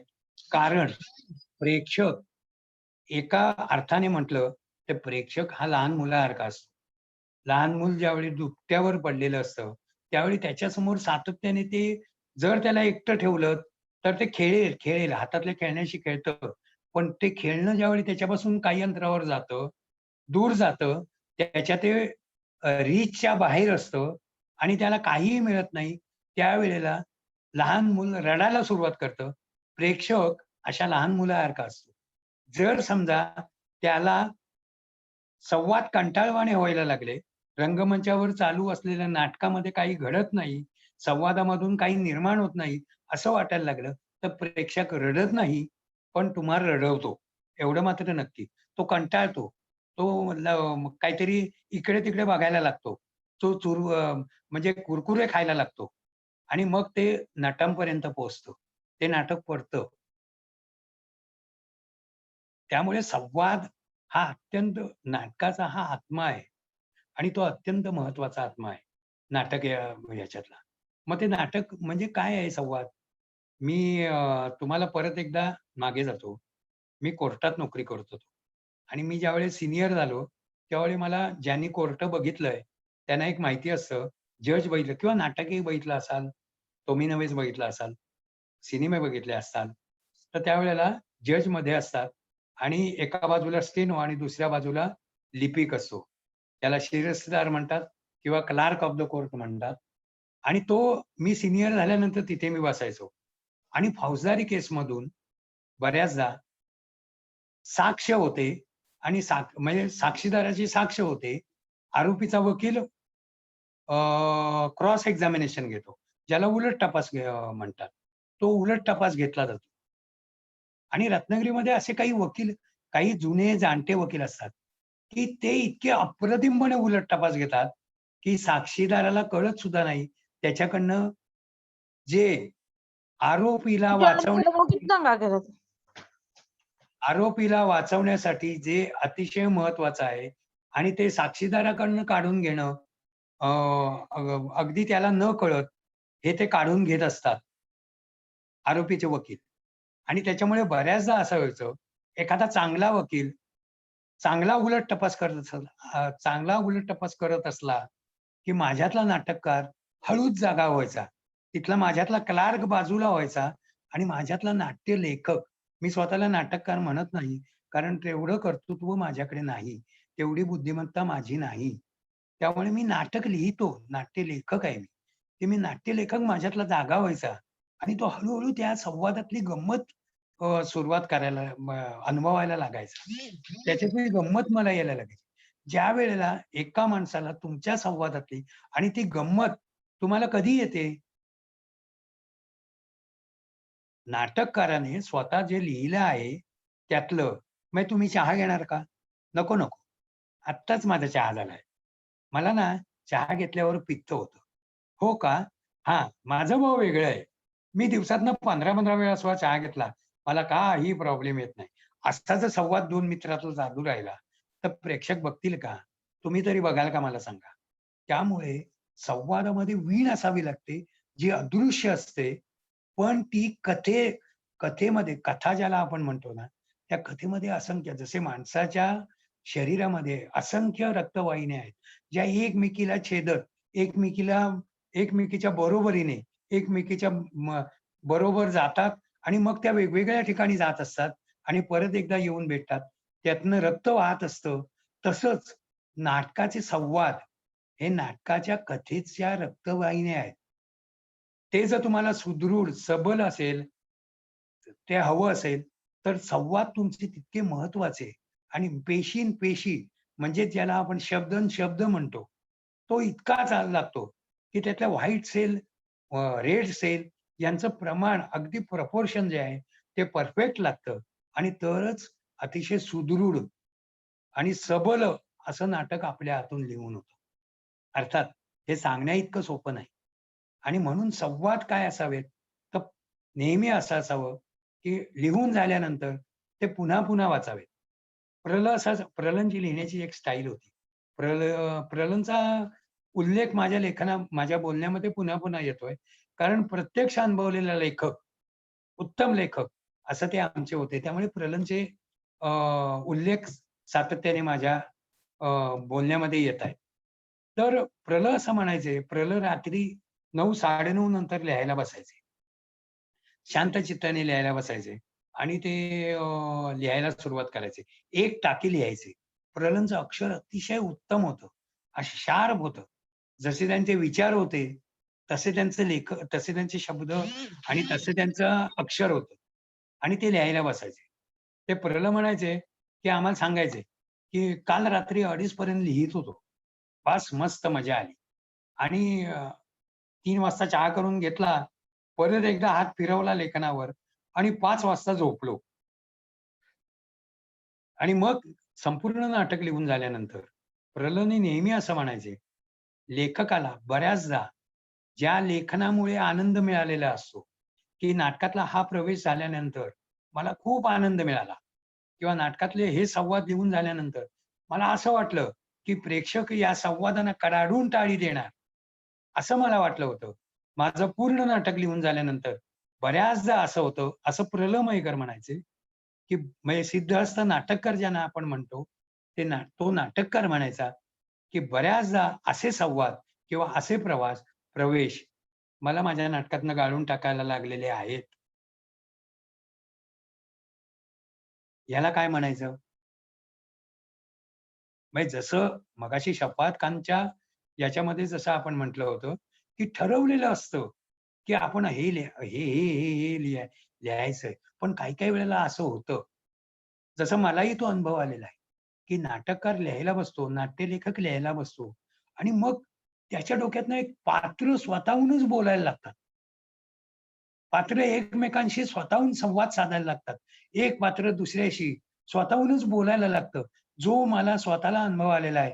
माझं जे नाटक होतं आणि चंद्रा जाधव हे नाटक जे होतं ते चंद्रा जाधव मध्ये चंद्रा आणि वसुधा या मैत्रिणी ज्या वेळेला एकमेकींशी बोलायला लागतात, मला तर असं वाटायला लागलं, मला ते प्रवेश लिहून झाल्यानंतर काय कळलं मला जाणवलं की अरे हा मुलींमधला संवाद माझ्या हातून कसा काय लिहून झाला, की मला हे माझ्या डोक्यात हे तर कधीच नव्हतं.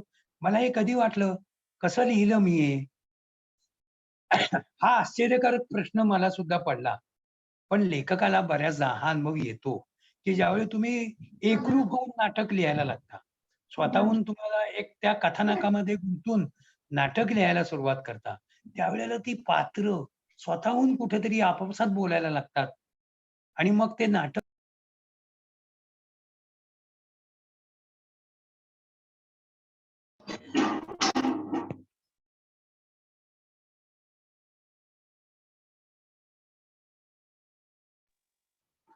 दांडेकर सरांचा आवाज म्यूट झालाय सर. तू सर सरांचा आवाज म्यूट झालाय बघा. आता बघ.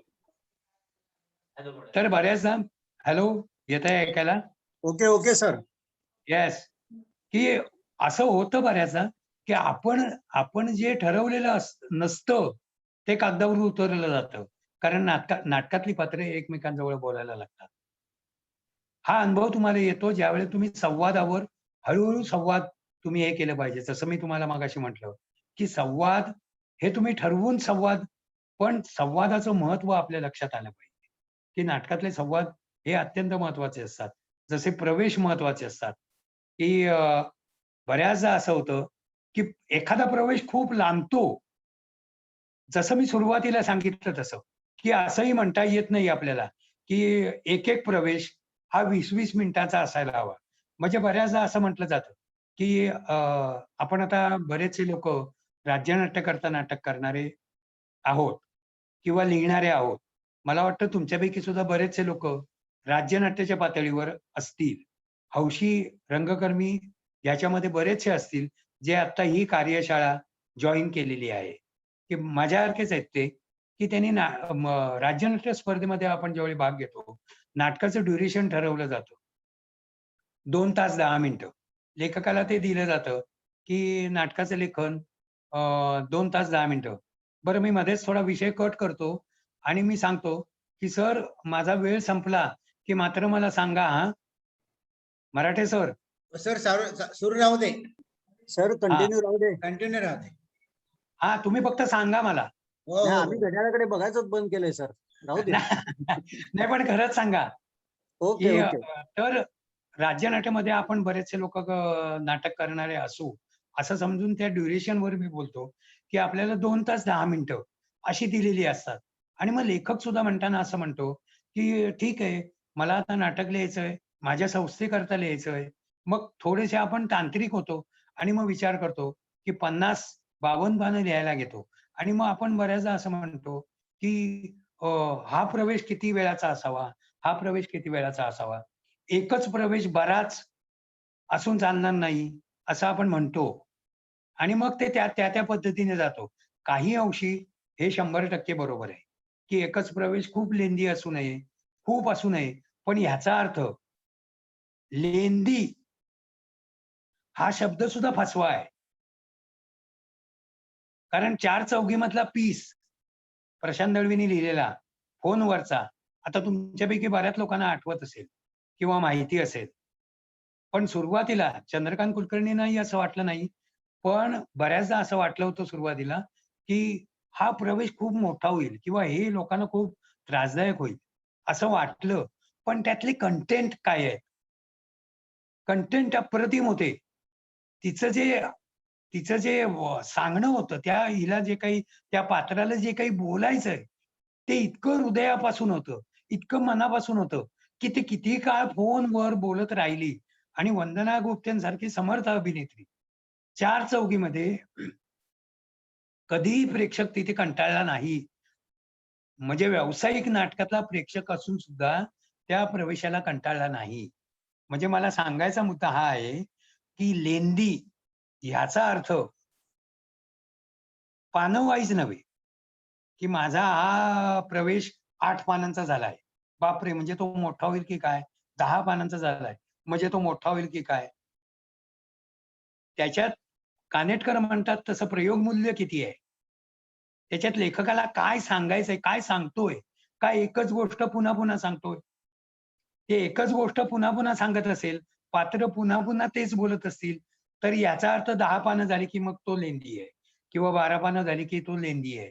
पण पात्र जर अधिक सकस, अधिक महत्वाचं आणि अधिक वैविध्यपूर्ण बोलत असतील, काहीतरी कंटेंट अप्रतिम देत असतील, तर मग तो लेंदी नव्हे.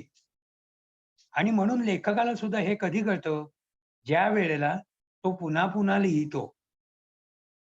मी सुरुवातीला तुम्हाला म्हटलं, की मी काही असं म्हणजे कुठल्या इन्स्टिट्यूटमध्ये नाटक शिकलो नाही. शिकलो ते मी ते पारावर शिकलो. पारावर म्हणण्यापेक्षा हौशी रंगभूमीवर जास्त शिकलो. पण माझं म्हणजे दुसऱ्या अर्थानं मी नशीबवान आहे. जसं मी एका अर्थाने नशीबवान आहे, की मराठी रंगभूमीचा सुवर्णकाळ मी बघितलाय. संगीत रंगभूमीचा असेल किंवा म्हणजे संगीत रंगभूमीचा तो काही अंशी पडता काळ होता. पण काही अंशी होता. संगीत रंगभूमी चांगली सुदृढ पण होती. पण मराठी रंगभूमीचा अप्रतिम काळ असा मी बघितलाय. थँक यू मिस्टर ग्लाड मी बघितलंय. छिन्न मी बघितलंय. मला ते भावलंय. मला ते आजही आठवतं. बॅरिस्टर मी बघितलं, मला ते आजही आठवतं. अमिताबाईची कोठी मला आजही आठवतं. मी पुन्हा या यांची नावं घेतो एवढ्याकरता, कारण ह्यांनी एक माणूस घडवलेला आहे. जसा एक रंगकर्मी घडवला या नाटकाने, तसा एक प्रेक्षक घडवलेला आहे या नाटकाने. म्हणून मराठी रंगभूमीचा सुवर्ण काळ आपण त्याला म्हणतो. तर त्या म्हणतो. तर त्या अर्थी मी अतिशय नशीबवान आहे. तसाच मी आणखी एका गोष्टीने नशीबवान आहे. खरं म्हणजे ही गोष्ट सांगायचं मला थोडीशी भीती वाटते. मला काहीशी लाजही वाटते. कारण तेवढं माझ्या हातून फार मोठ्या प्रमाणावर लेखन झालं नाही. तितकं सकस लेखन माझ्या हातून झालं नाही. म्हणून मला या 2 माणसांचं नाव घेण्याची सुद्धा भीती वाटते. किंवा मला स्वतःला असं वाटतं, की अरे ही नावं घेण्यास मी पात्र आहे का? असं मला वाटत राहतं. कारण 2004 साली मी नागपूरला एक कार्यशाळा केली, लेखन कार्यशाळा. माझ्या आयुष्यात मी फक्त 2 कार्यशाळा केल्या. लेखन कार्यशाळा. बाकी ठिकाणी मला बावधनकर सर किंवा मराठे सरांसारखे माझ्यावर प्रेम करणारे जे लोक होते, त्यांनी मला बोलायला बोलवलं. पण अशा ठिकाणी मी गेलो. अशी पहिली कार्यशाळा जिथे मला अतुल कुलकर्णीने पाठवलं नागपूरला. अतुल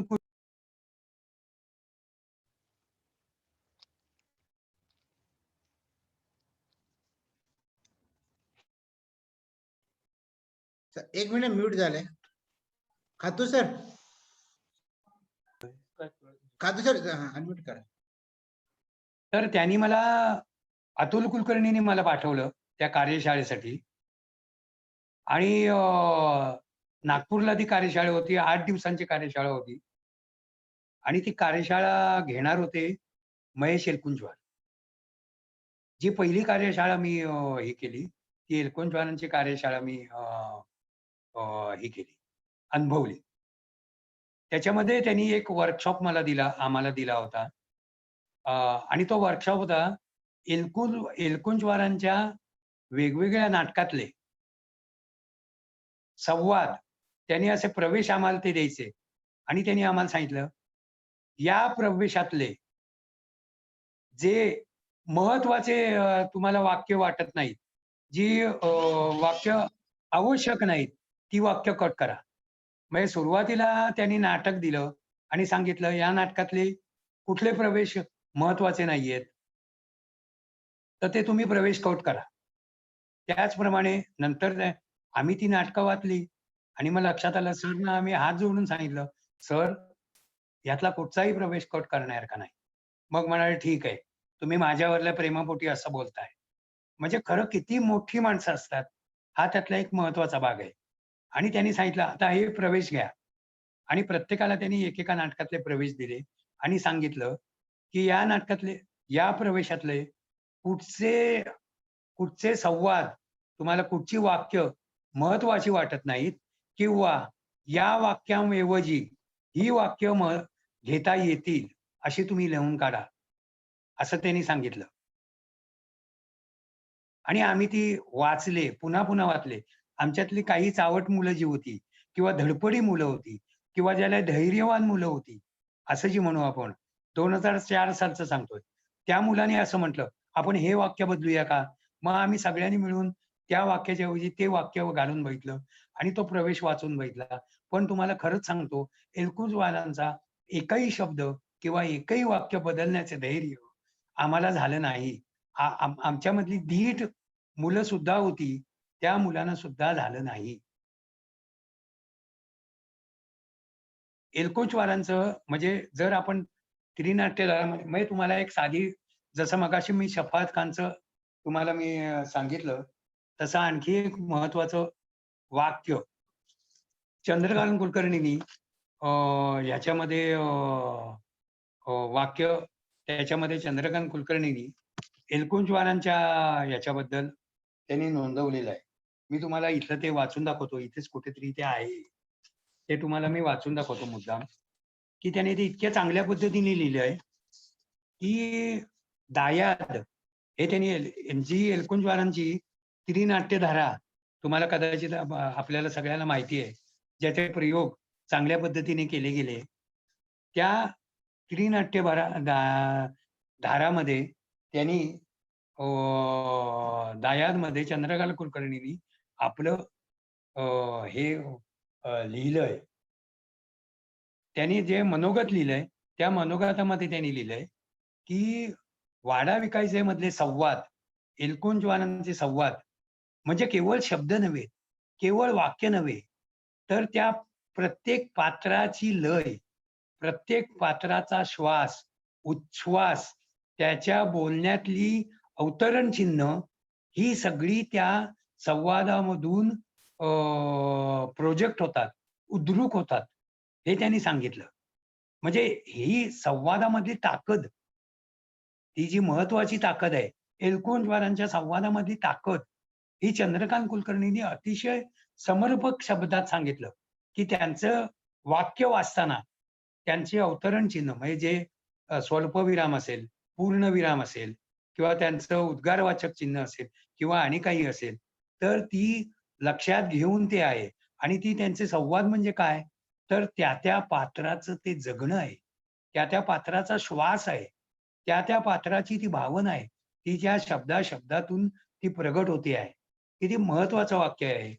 किंवा तेंडुलकरांचे किती अल्पाक्षरी संवाद आहे, अतिशय कमी शब्दातले संवाद, पण निर्माण काय करतात, कंटेंट काय देतात, अप्रतिम. म्हणजे लग्न नाही, सॉरी, कन्यादान हे नाटक खरोखर वाचण्यासारखं आहे. त्याने एक आशय, इतका मोठा आशय ते इतक्या साध्या साध्या वाक्यातून निर्माण करतात की आपण म्हणजे मला स्वतःला सातत्याने जे जाणवतं की आम्ही एखादी गोष्ट, एखादं हे सांगण्याकरता, ज्या गोष्टीकरता आम्ही 10 वाक्य लिहितो, त्याच्याही पेक्षा मोठा कंटेंट, त्याच्याही पेक्षा मोठा आशय, त्याच्याही पेक्षा मोठा विषय एलकुंचवार, तेंडुलकर, दळवी, मयेकर, कानेटकर किंवा यांच्यासारखे अनेक नाटककार जे आहेत, जे एका पिढीचं प्रतिनिधित्व करतात, ते अतिशय कमी शब्दात, अतिशय अप्रतिम शब्दात हे करतात, आम्हाला सांगतात, प्रेक्षकांपर्यंत त्या शब्दातून ते पोहोचतात.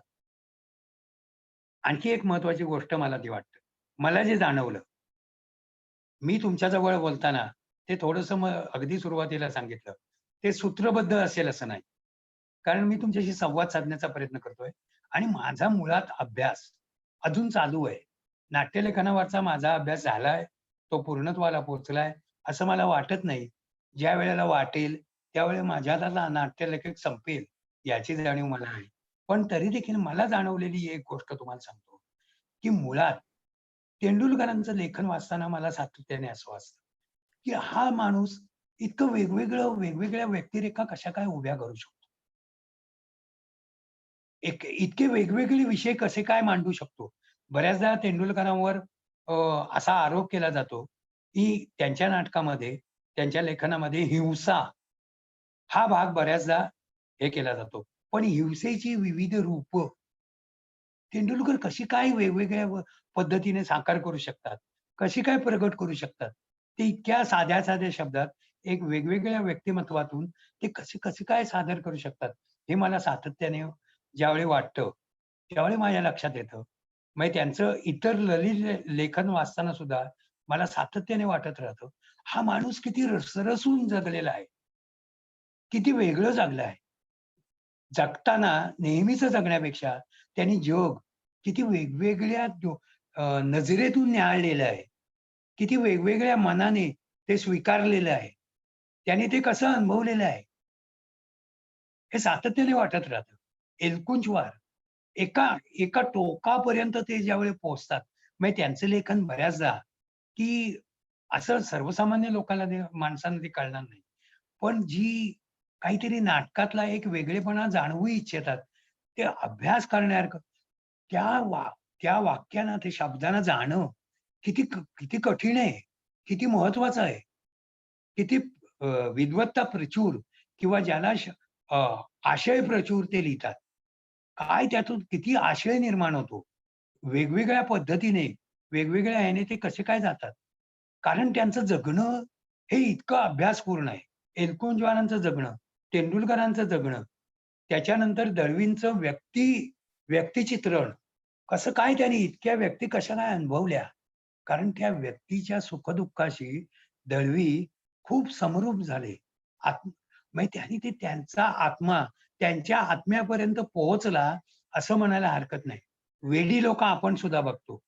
पण दळवीने वेड्या लोकांचं जे चित्रण केलेलं आहे, जयवंत दळवीने जे व्यक्ती अंगावर येतं, तो वेडा माणूस आपल्यापर्यंत पोहोचतो, तो आपल्या समोर कुठेतरी उभा आहे की काय, असं आपल्याला वाटत राहतं. नातीगोत्रामधला बच्चू जो आहे, तो त्यांनी जो लिहिला, अतुल परचुरेने अतिशय चांगल्या पद्धतीने साकार केलाच. पण त्याचबरोबर ती जी पात्रं आहेत, ती पात्रं लिहिताना दळवीनी प्रत्येक पात्राच्या आत्म्याला त्यांनी टच केलेला आहे, स्पर्श केलेला आहे. आणि म्हणून थोडक्या प्रवेशामध्ये येणारा त्या काटदरेंचा बॉस सुद्धा आपल्याला भावतो, आपल्यापर्यंत पोहोचतो.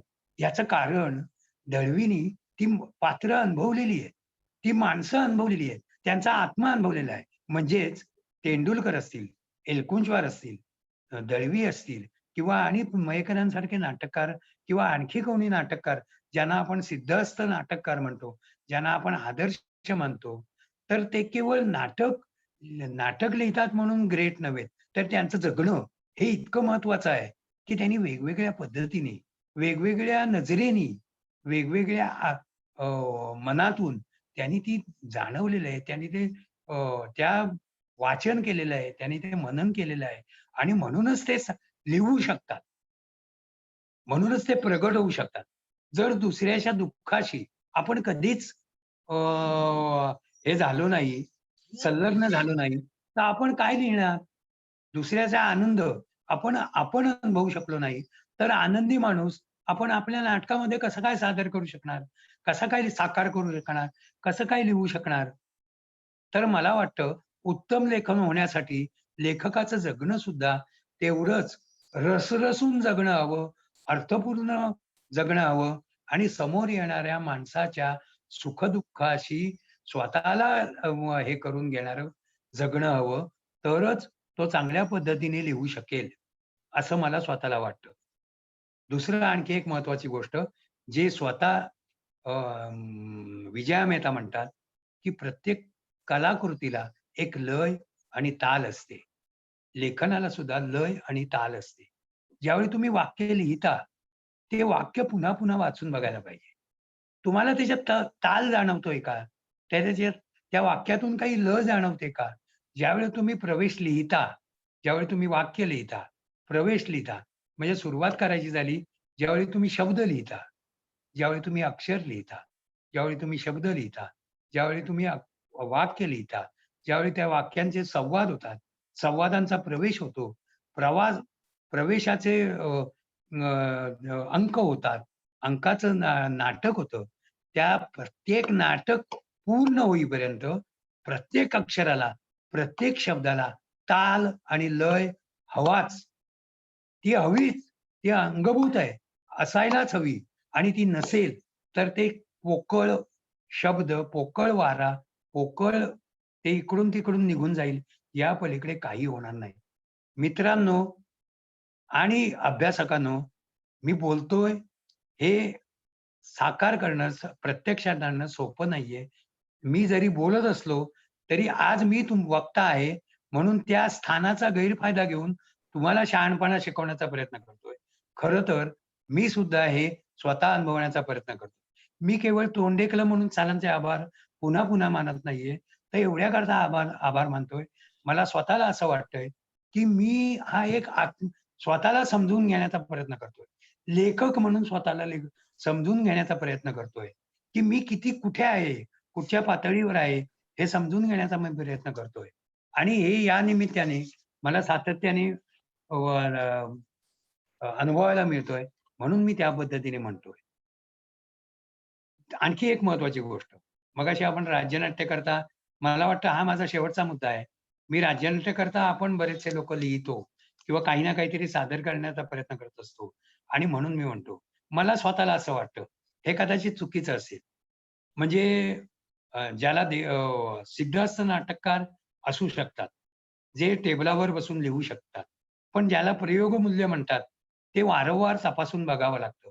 नाटककारांनी स्वतः तपासून बघावं लागतं. म्हणून मला वाटतं नाटककार घडवावे लागतात की ते समूहात, कारण नाटक ही समूहाची कला आहे. समूह एकत्र येऊन नाटक करतो. मग त्याच्यामध्ये नट आहे, दिग्दर्शक आहे, जसा लेखक आहे तसाच त्याच्यामध्ये दिग्दर्शक आहे, तसाच त्याच्यामध्ये नट आहे, तसंच त्याच्यामध्ये तंत्रज्ञ आहेत आणि तसेच त्याच्यामध्ये प्रेक्षक आहेत. तर मला वाटतं नाटककार हा बाकी सगळे लोक घडवतात. उत्तम प्रेक्षक उत्तम नाटककार घडवतो असं माझं मला स्वतःला वाटतं. उत्तम अभिनेता, उत्तम रंगकर्मी आपल्यातल्याच एका रंगकर्मीला उत्तम लेखक घडवू शकतो. कारण ज्या वेळेला मी 4 वाक्य लिहितो, एक काहीतरी प्रवेश लिहितो आणि ज्या वेळेला माझ्याकडले नट ज्या वेळेला माझ्यावरच्या लेखकावर 100% विश्वास ठेवून मी काय लिहितो, कारण बऱ्याचदा असं होतं की प्रत्येक जण स्वतःच्या मनातलं नाटक अनुभवायला बघतात. त्याला ते आवडतं. पण दुसऱ्याने लिहिलेलं नाटक, दुसऱ्याच्या विचारांचं नाटक स्वतःचं करून घेणं हे कठीण असतं. अभिनेत्याचं ते सर्वात कठीण काम असतं. अभिनेत्यांनी खरं म्हणजे ज्यावेळी आपले नाटकाचे ग्रुप आहेत, त्यांनी असं केलं पाहिजे, आपल्यातला एक नट लेखक घडवण्यासाठी तो जे काही लिहिल किंवा त्याला विषय दिले पाहिजेत, त्या विषयावर आपण एकत्र येऊन सातत्याने चर्चा केली पाहिजे, साधक-बाधक चर्चा केली पाहिजे. त्याला लिहायला उद्युक्त केलं पाहिजे आणि तो जे लिहील ते आपण रंगमंचावर आपल्या रिहर्सल मधून सादर करण्याचा पुन्हा पुन्हा प्रयत्न केला पाहिजे. कारण लेखकाला, नाट्य लेखकाला आपल्या शब्दांचं प्रत्यक्षातलं रूप अनुभवायला मिळालं पाहिजे. त्याला ते कळलं पाहिजे की आपण जरी असं लिहिलं असलं, लिहिताना आपल्याला छान वाटत असलं, तरी देखील प्रत्यक्ष रंगमंचावर जाताना त्याचं रूप काहीतरी विस्कळीत आहे किंवा त्याचं रूप नेमकेपणाचं राहिलेलं नाही किंवा आपल्याला जे सांगायचं आहे ते त्या शब्दांमधून अजूनही प्रगट होत नाही. हा एक महत्वाचा मुद्दा आहे की संस्थांनी नाटककार घडवण्याचा प्रामाणिक प्रयत्न केला पाहिजे असं मला वाटतं. हे मी तुम्हाला एवढ्याकरताच सांगितलं. मला असं वाटतं महाराष्ट्रातून अनेक रंगकर्मी या कार्यशाळेसाठी आलेले आहेत आणि त्यातले बहुतांशी रंगकर्मी हे अजूनही हौशी रंगमंचावरचे आहेत, अजूनही स्पर्धात्मक रंगभूमीवरचे आहेत आणि म्हणून मी मुद्दाम ही गोष्ट तुम्हाला सांगण्याचा प्रयत्न केला. मला वाटतं माझे बरेचसे मुद्दे आता सांगून संपलेले आहेत. तसा मी सांगून दमलेलाही आहे. त्यामुळे मला वाटतं आता मी माझं बोलणं थांबवायला हरकत नाही. पुन्हा एकदा सांगतो, मी प्रयत्न केला, तुम्ही ऐकून घेतलं त्याबद्दल धन्यवाद. आणि परत एकदा लांजा कॉलेजचा सुद्धा मी आभारी आहे की त्यांनी मला ही संधी दिली. आणि मुळात खातू सरांचा कारण ते धावत पळत इथे आले आणि त्यांच्या मोबाईलवरनं मी बोलतोय. त्यामुळे नाहीतर खरोखर मला ही बोलण्याची संधी मिळाली नसती. धन्यवाद. धन्यवाद सर. आपण जवळजवळ 1 तास 1.5 तासापेक्षा अधिकचा काळ जो आहे तो आपला अनुभव कथन आहे या क्षेत्रामध्ये. संविधा लेखन असेल किंवा नाट्य प्रत्यक्षात सादरीकरण असेल, हे अनुभवाशिवाय नाहीये. आणि तो जीवनानुभव जो आहे, तो जीवनानुभव तुम्ही ज्या पद्धतीने घेतला, तो पाहिलात आणि इतर नाटककारांचा खास अभ्यास केला, तो अभ्यास आज इथे आम्हाला व्यक्त होताना पाहायला मिळतो. आणि मला असं वाटतं की तुम्ही संविधा लेखन, विशेषतः नाट्यलेखन, ते संवाद, मग सहजपणे तुम्ही असं म्हणालात की आपण पुन्हा पुन्हा स्वतःचा शोध घेतला गेला पाहिजे. ही जी एक भूमिका जी आहे, ही अविरत चालूच राहिली पाहिजे. लेखकाची असेल, माणूस म्हणून असेल, तर ती संविधा सुद्धा आहे. मी आता थोडस काही आपल्यातले रसिक प्रेक्षक जे आहेत ते काही प्रश्न विचारू इच्छितात असेल, मी त्यांच्यासाठी ही थोडेसे ओपन करतो. मी आणि या सहभागी झालेले आहेत त्यांना विनंती करतो की त्यांनी फक्त ज्यांना बोलायचे त्यांनी आपला माईक सुरू करावा आणि आपला प्रश्न सरांना विचारावा. आपल्या मनात काही शंका असतील तर विचाराव्यात.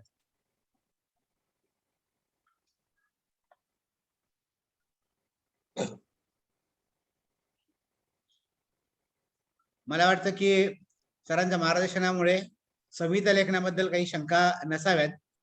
पण सर, मी एक तुम्हाला प्रश्न विचारतो, म्हणजे माझ्या मनातली एक शंका जी आहे की लेखक संविधा लेखन करतो आणि मग त्याचं नाट्याचे प्रयोग होतात आणि हा प्रयोग होत असताना नाट्य एक दिग्दर्शकाच्या भूमिकेतून नाट्य संहितेमध्ये काही फरक करावा लागतो का लेखकाला? हो, लागतो आणि तो करायला लागतो.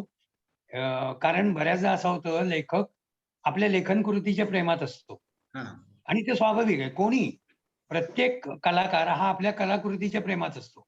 आणि म्हणूनच मी म्हटलं की मगाशी एक जो विषय राहून गेला की नाटक लिहून झाल्यानंतर लगेच त्याचं सादरीकरण करण्यापेक्षा त्याचं पुन्हा पुन्हा ग्रुपमध्ये वाचन झालं पाहिजे, ते त्यांनी केलं पाहिजे. आणि मगाशी आपण सर जो प्रश्न विचारला की याचं उत्तम उदाहरण असं म्हटलं जातं, मी काही त्याचा प्रत्यक्ष साक्षीदार नाही, पण दळवींची नाटकं सुद्धा काही वेळा विजया मेहतांनी बदललेली आहे. म्हणजे दळवींसारख्या सिद्धहस्त नाटककाराचं नाटक सुद्धा बदललेलं आहे. त्यामुळे कुठल्याही लेखकाने जो उत्तम दिग्दर्शक आहे, कारण काही वेळेला असं होतं, दिग्दर्शक एक वेगळंच रूप नाटकाला देतो, म्हणजे पॉझिटिव्ह परिणाम सुद्धा होतात. त्यामुळे तुम्ही म्हणता तसं की खरोखर फक्त चर्चा होऊन ते बदल झाले पाहिजेत, ही गोष्ट 100% खरी. आणि नाटककारांनीही ते बदल मान्य केले पाहिजेत. मग सर, संहिता लवचिक असावी की नाटककार लवचिक असावा? आता ते संहिता लवचिक असं मी म्हणणार नाही, पण नाटककार लवचिक असावा.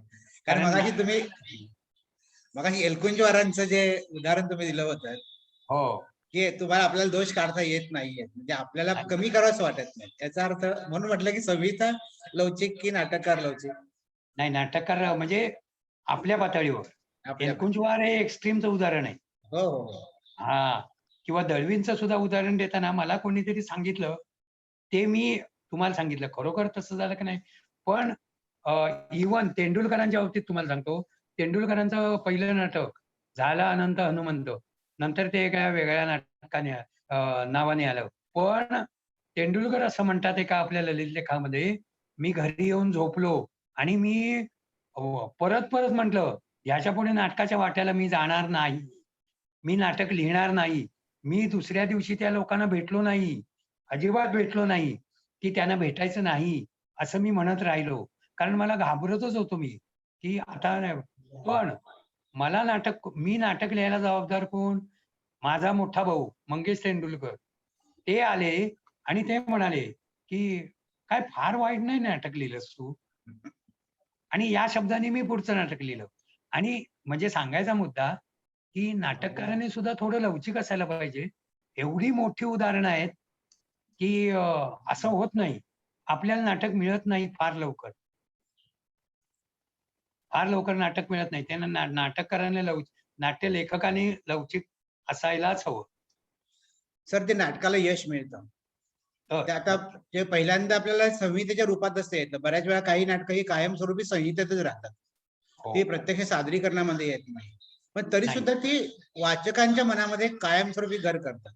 नक्कीच, ते त्यांच्या संहितेचं यश असतं, असंच म्हणायला पाहिजे ना. नक्कीच. मग जेव्हा प्रयोग एखाद्या नाटकाचे प्रयोग वगैरे होतात, त्या प्रयोगाच्या वेळी प्रयोगातही ते नाटक यशस्वी होतं, तेव्हा ते यश संहितेचं मानायचं की त्या प्रयोगशीलतेचं मानायचं? नाटक हा समूहाचा खेळ आहे. त्याच्यामध्ये प्रेक्षक पण असतात. म्हणजे एक मी खूप जुनं, मला आता ते आठवत नाही, मला रद्दीमध्ये पुस्तक मिळालं होतं की नाटकाने जाणीवा घडतात. नाटक पण नाटक करणारा सुज्ञ हवा, अभ्यास व्हावा. तसा प्रेक्षकही अभ्यासू आणि सुज्ञ हवा.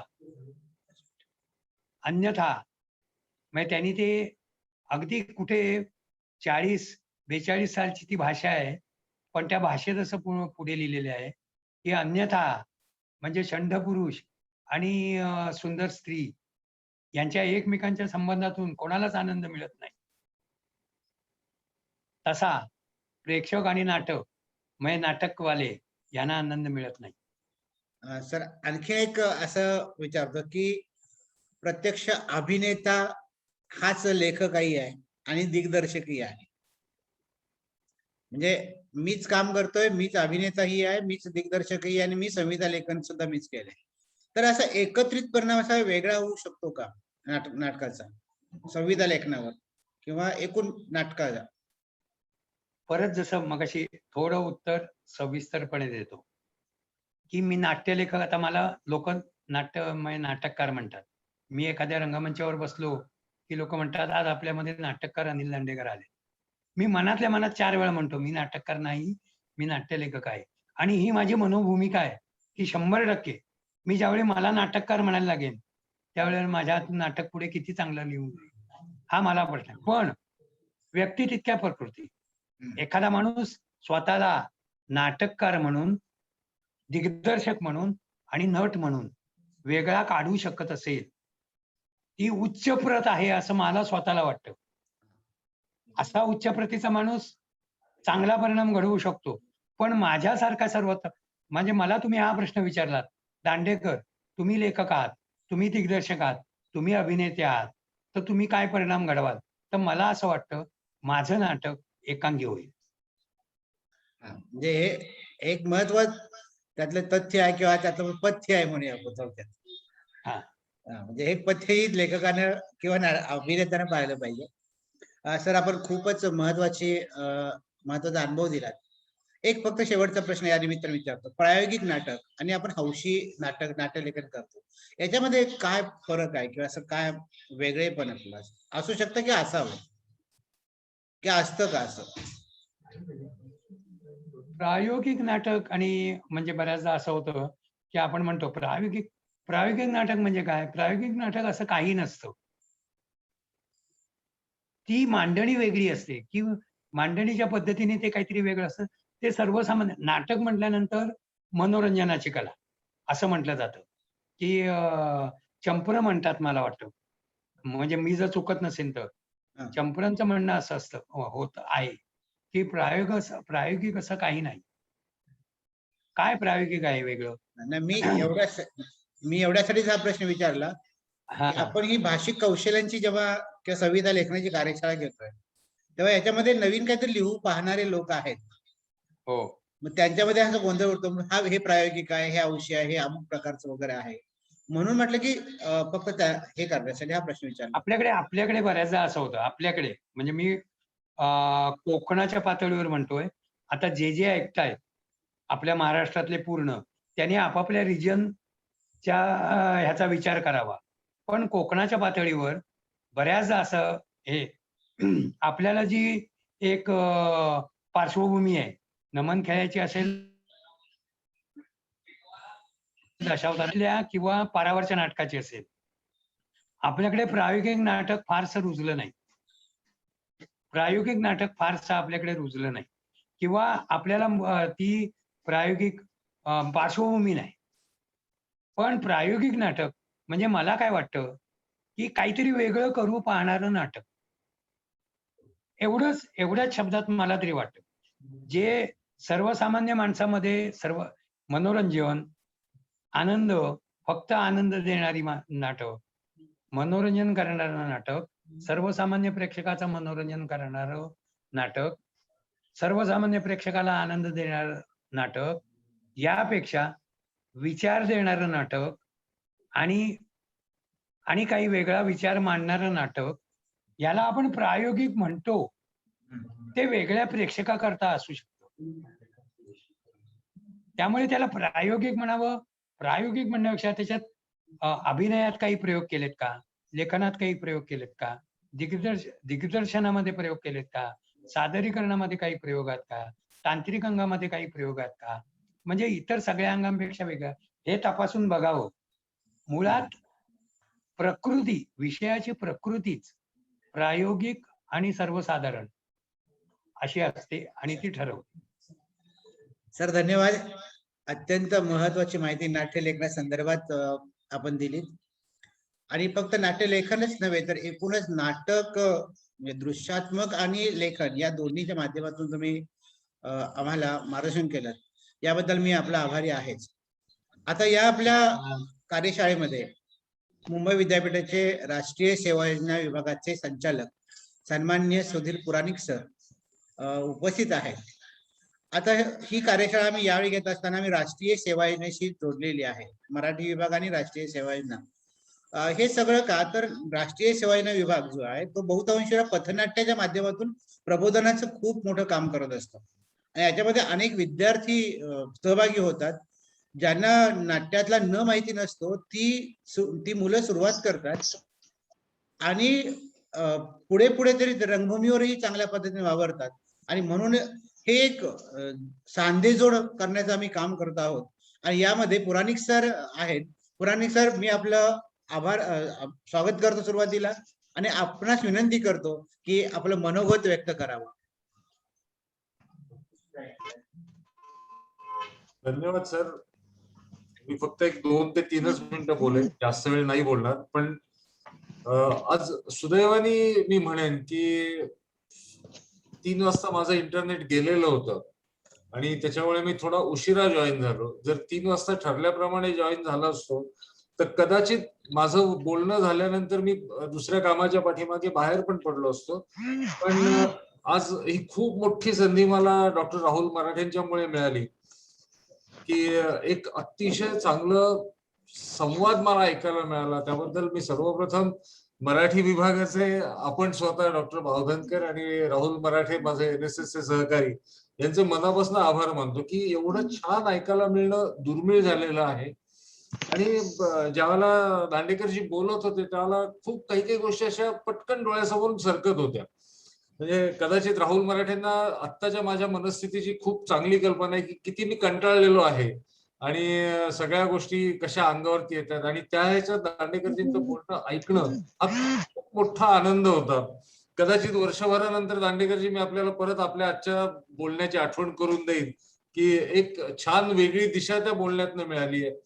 मी स्वतः खूप छान वाचतो, भरपूर वाचन करतो, पण लेखन हा प्रांत माझा नाही असं मी पहिल्या दिवसापासून जाहीर केलेलं आहे. त्या वाचायला अतिशय आवडतं आणि ज्यावेळेला आपण बोलत होतात त्यावेळेला झटकन डोळ्यासमोरून थँक्यू मिस्टर ग्लाड सरकत होतं की संवादाचं जे काही आपण वर्णन करत होता संवादाबद्दल बोलताना थँक्यू मिस्टर ग्लाडचंही संवाद तसेच आहेत. किंवा जयवंत दळवींच्या लेखनाबद्दल आपण बोलत होतो त्यावेळेला ते सारे प्रवासी घडीचे इतके असं झरकन सगळं कोकण डोळ्यासमोरून सरकत होतं. त्यामुळे आज आपलं भाषण ऐकताना खरोखर खूप खूप, मी भाषण म्हणत नाही, चुकून भाषण हा शब्द वापरला, पण आपलं संवाद ऐकताना खूप छान वाटत होतं आणि मजा वाटली. लांजा महाविद्यालय आणि राष्ट्रीय सेवा योजनेच्या मदतीने आणि मराठी विभागाने एक भाषिक कौशल्य विकास कार्यशाळा हा एक अतिशय सुंदर उपक्रम आयोजित केलेला आहे. म्हणजे कदाचित युट्यूबवरचे आपले व्हिडिओज पाहून इतर महाविद्यालयीन त्यातनं स्फूर्ती मिळेल की छोटे छोटे स्किल बेस्ड प्रोग्राम्स आपण प्रोजेक्ट कसे राबवू शकतो. कारण प्रत्येक गोष्टीसाठी तुम्हाला स्वतःच काही ना काहीतरी कौशल्य असणं गरजेचं आहे. मग ते भले तुम्ही बोलत असताना असेल, तुम्ही लिहिताना असेल, स्वतःला व्यक्त करताना असेल किंवा लोकांच्या मनात काय आहे ते तुम्हाला जाणून घेण्यासाठी सुद्धा त्या कौशल्याची गरज आहे. तर अशा स्वरूपाचे छोटे छोटे वर्कशॉप्स जर सगळ्या महाविद्यालयांनी सुरू केले तर त्या दृष्टीने आपला हा वर्कशॉप खरोखर एक आदर्श वर्कशॉप आहे. आणि म्हणजे परत ज्या दिवशी मला वेळ असेल त्या दिवशी मला जॉईन व्हायला नक्की आवडेल.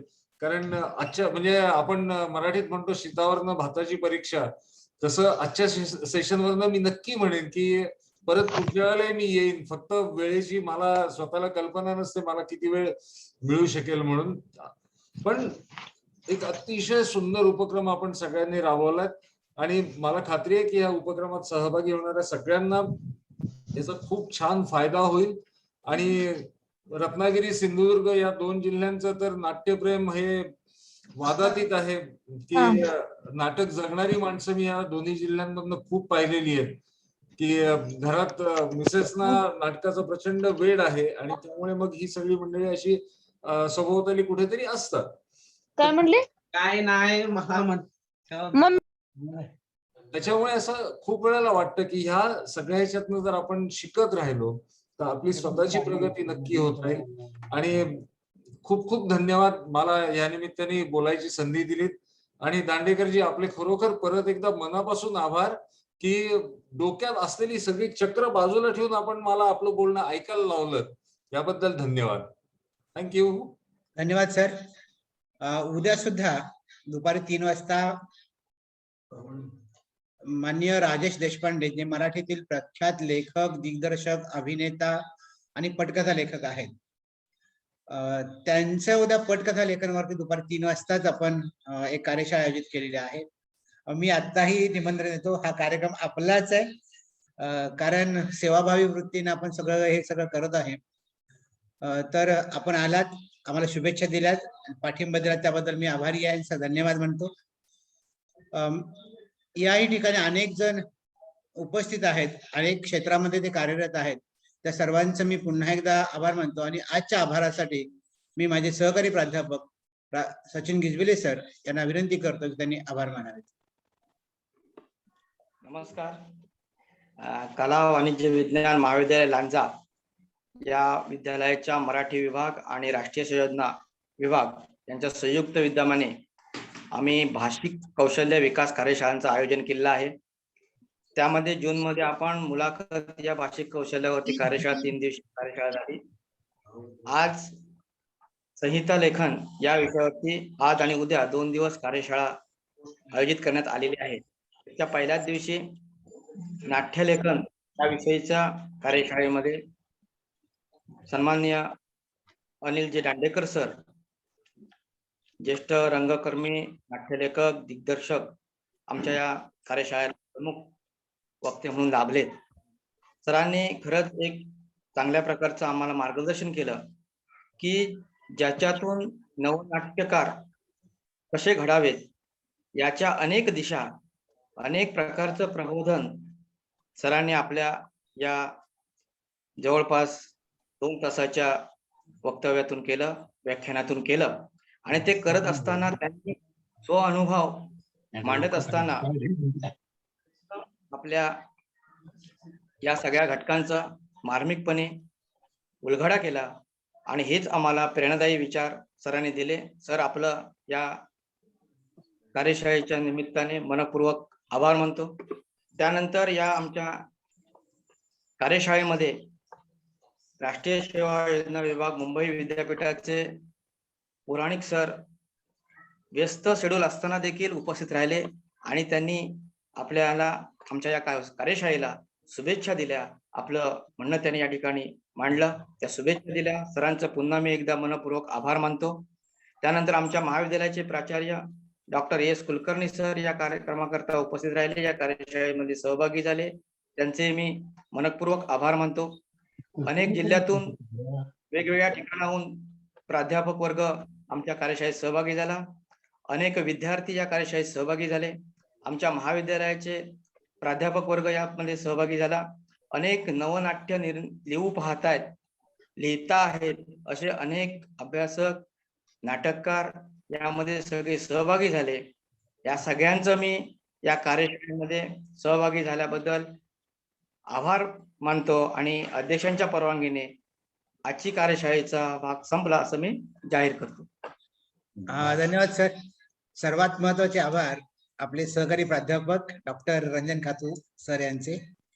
कारण सुरुवातीलाच आपल्याला मुख्य अडचण होती की कनेक्टिव्हिटीची, पण 1 ते 2 मिनिटांमध्ये सर आपल्या घरातून जाऊन सरांच्या पोहोचले आणि म्हणून आपल्याला हे सगळं वेळेमध्ये आपल्याला होत आलं. तर सर दांडेकर सर, मी खातू सर काय आमचेच आहेत. प्रश्न स्क्रीनवर या जरा खातू सर. या नाही दांडेकर सर तुम्ही बसा. धन्यवाद सर, धन्यवाद. हे माझे सहकारी प्राध्यापक मॅथमॅटिक्सचे विभाग प्रमुख डॉक्टर रंजन खातू सर. मी एवढ्यासाठी ओळख करून देतो की आजचा कार्यक्रम सक्सेस होण्यामध्ये यांची मूलभूत भूमिका आहे. केवळ 2 ते 5 मिनिटाच्या कालावधीमध्ये ते सरांच्या घरापर्यंत पोहोचले आणि त्यांनी आपल्या त्या ऍपचा वापर करून आपल्याशी ह्या संवादाचं ते खरे पूल बनले, म्हणजे सेतू बनण्याचं काम रंजन खातू सर झाले. तुमचं सहकार्य नेहमीच असतं, असंच राहावं. आणि त्यामुळे सर मला हा पूर्ण सेशन लाईव्ह बघायला मिळाला ऍक्च्युली. त्याबद्दल ही संधी दिल्याबद्दल तुमचे आभार सर. नवीन नवीन तुम्ही गणिताचे आहोत, आम्ही भाषेचे आहोत. नवीन समीकरण जुळून आलं. तर दांडेकर सरांना अनेक विनंती करतो, यापुढील काळामध्ये दांडेकर सर उद्याही राजेश देशपांडे आहेत, मी तुम्हाला निमंत्रण देतो. नक्की नक्की. आणि यापुढच्या काळामध्ये आमची जी धडपड सुरू आहे ती नेहमीच तुम्ही बघतात, तुम्ही पाठिंबा देतात. यापुढच्या काळातही तुमचं सहकार्य लाभेल. तुम्हाला मी शुभेच्छा तर म्हणजे धन्यवाद तर आहेतच आहेत, कारण का आम्ही तुमचं कार्य गेले 25 वर्ष पाहत आहोत, अनुभवत आहोत आणि त्यामुळे जो वेळ दिलात बहुमूल्य मार्गदर्शन केलं त्याबद्दल मी सर्वांच्या वतीनं आभार मानतो. सर्व श्रोते जे आहेत हजर होते आज, त्या सर्वांचे आभार मानतो आणि ही आजची कार्यशाळा संपवतो. जय हिंद, जय महाराष्ट्र. जय महाराष्ट्र. धन्यवाद. बसा आता. बसा 2 मिनिटं बसा. चहा पिऊन नको सर. नाही, अहो एवढं तुम्ही आलात तेवढ्या करता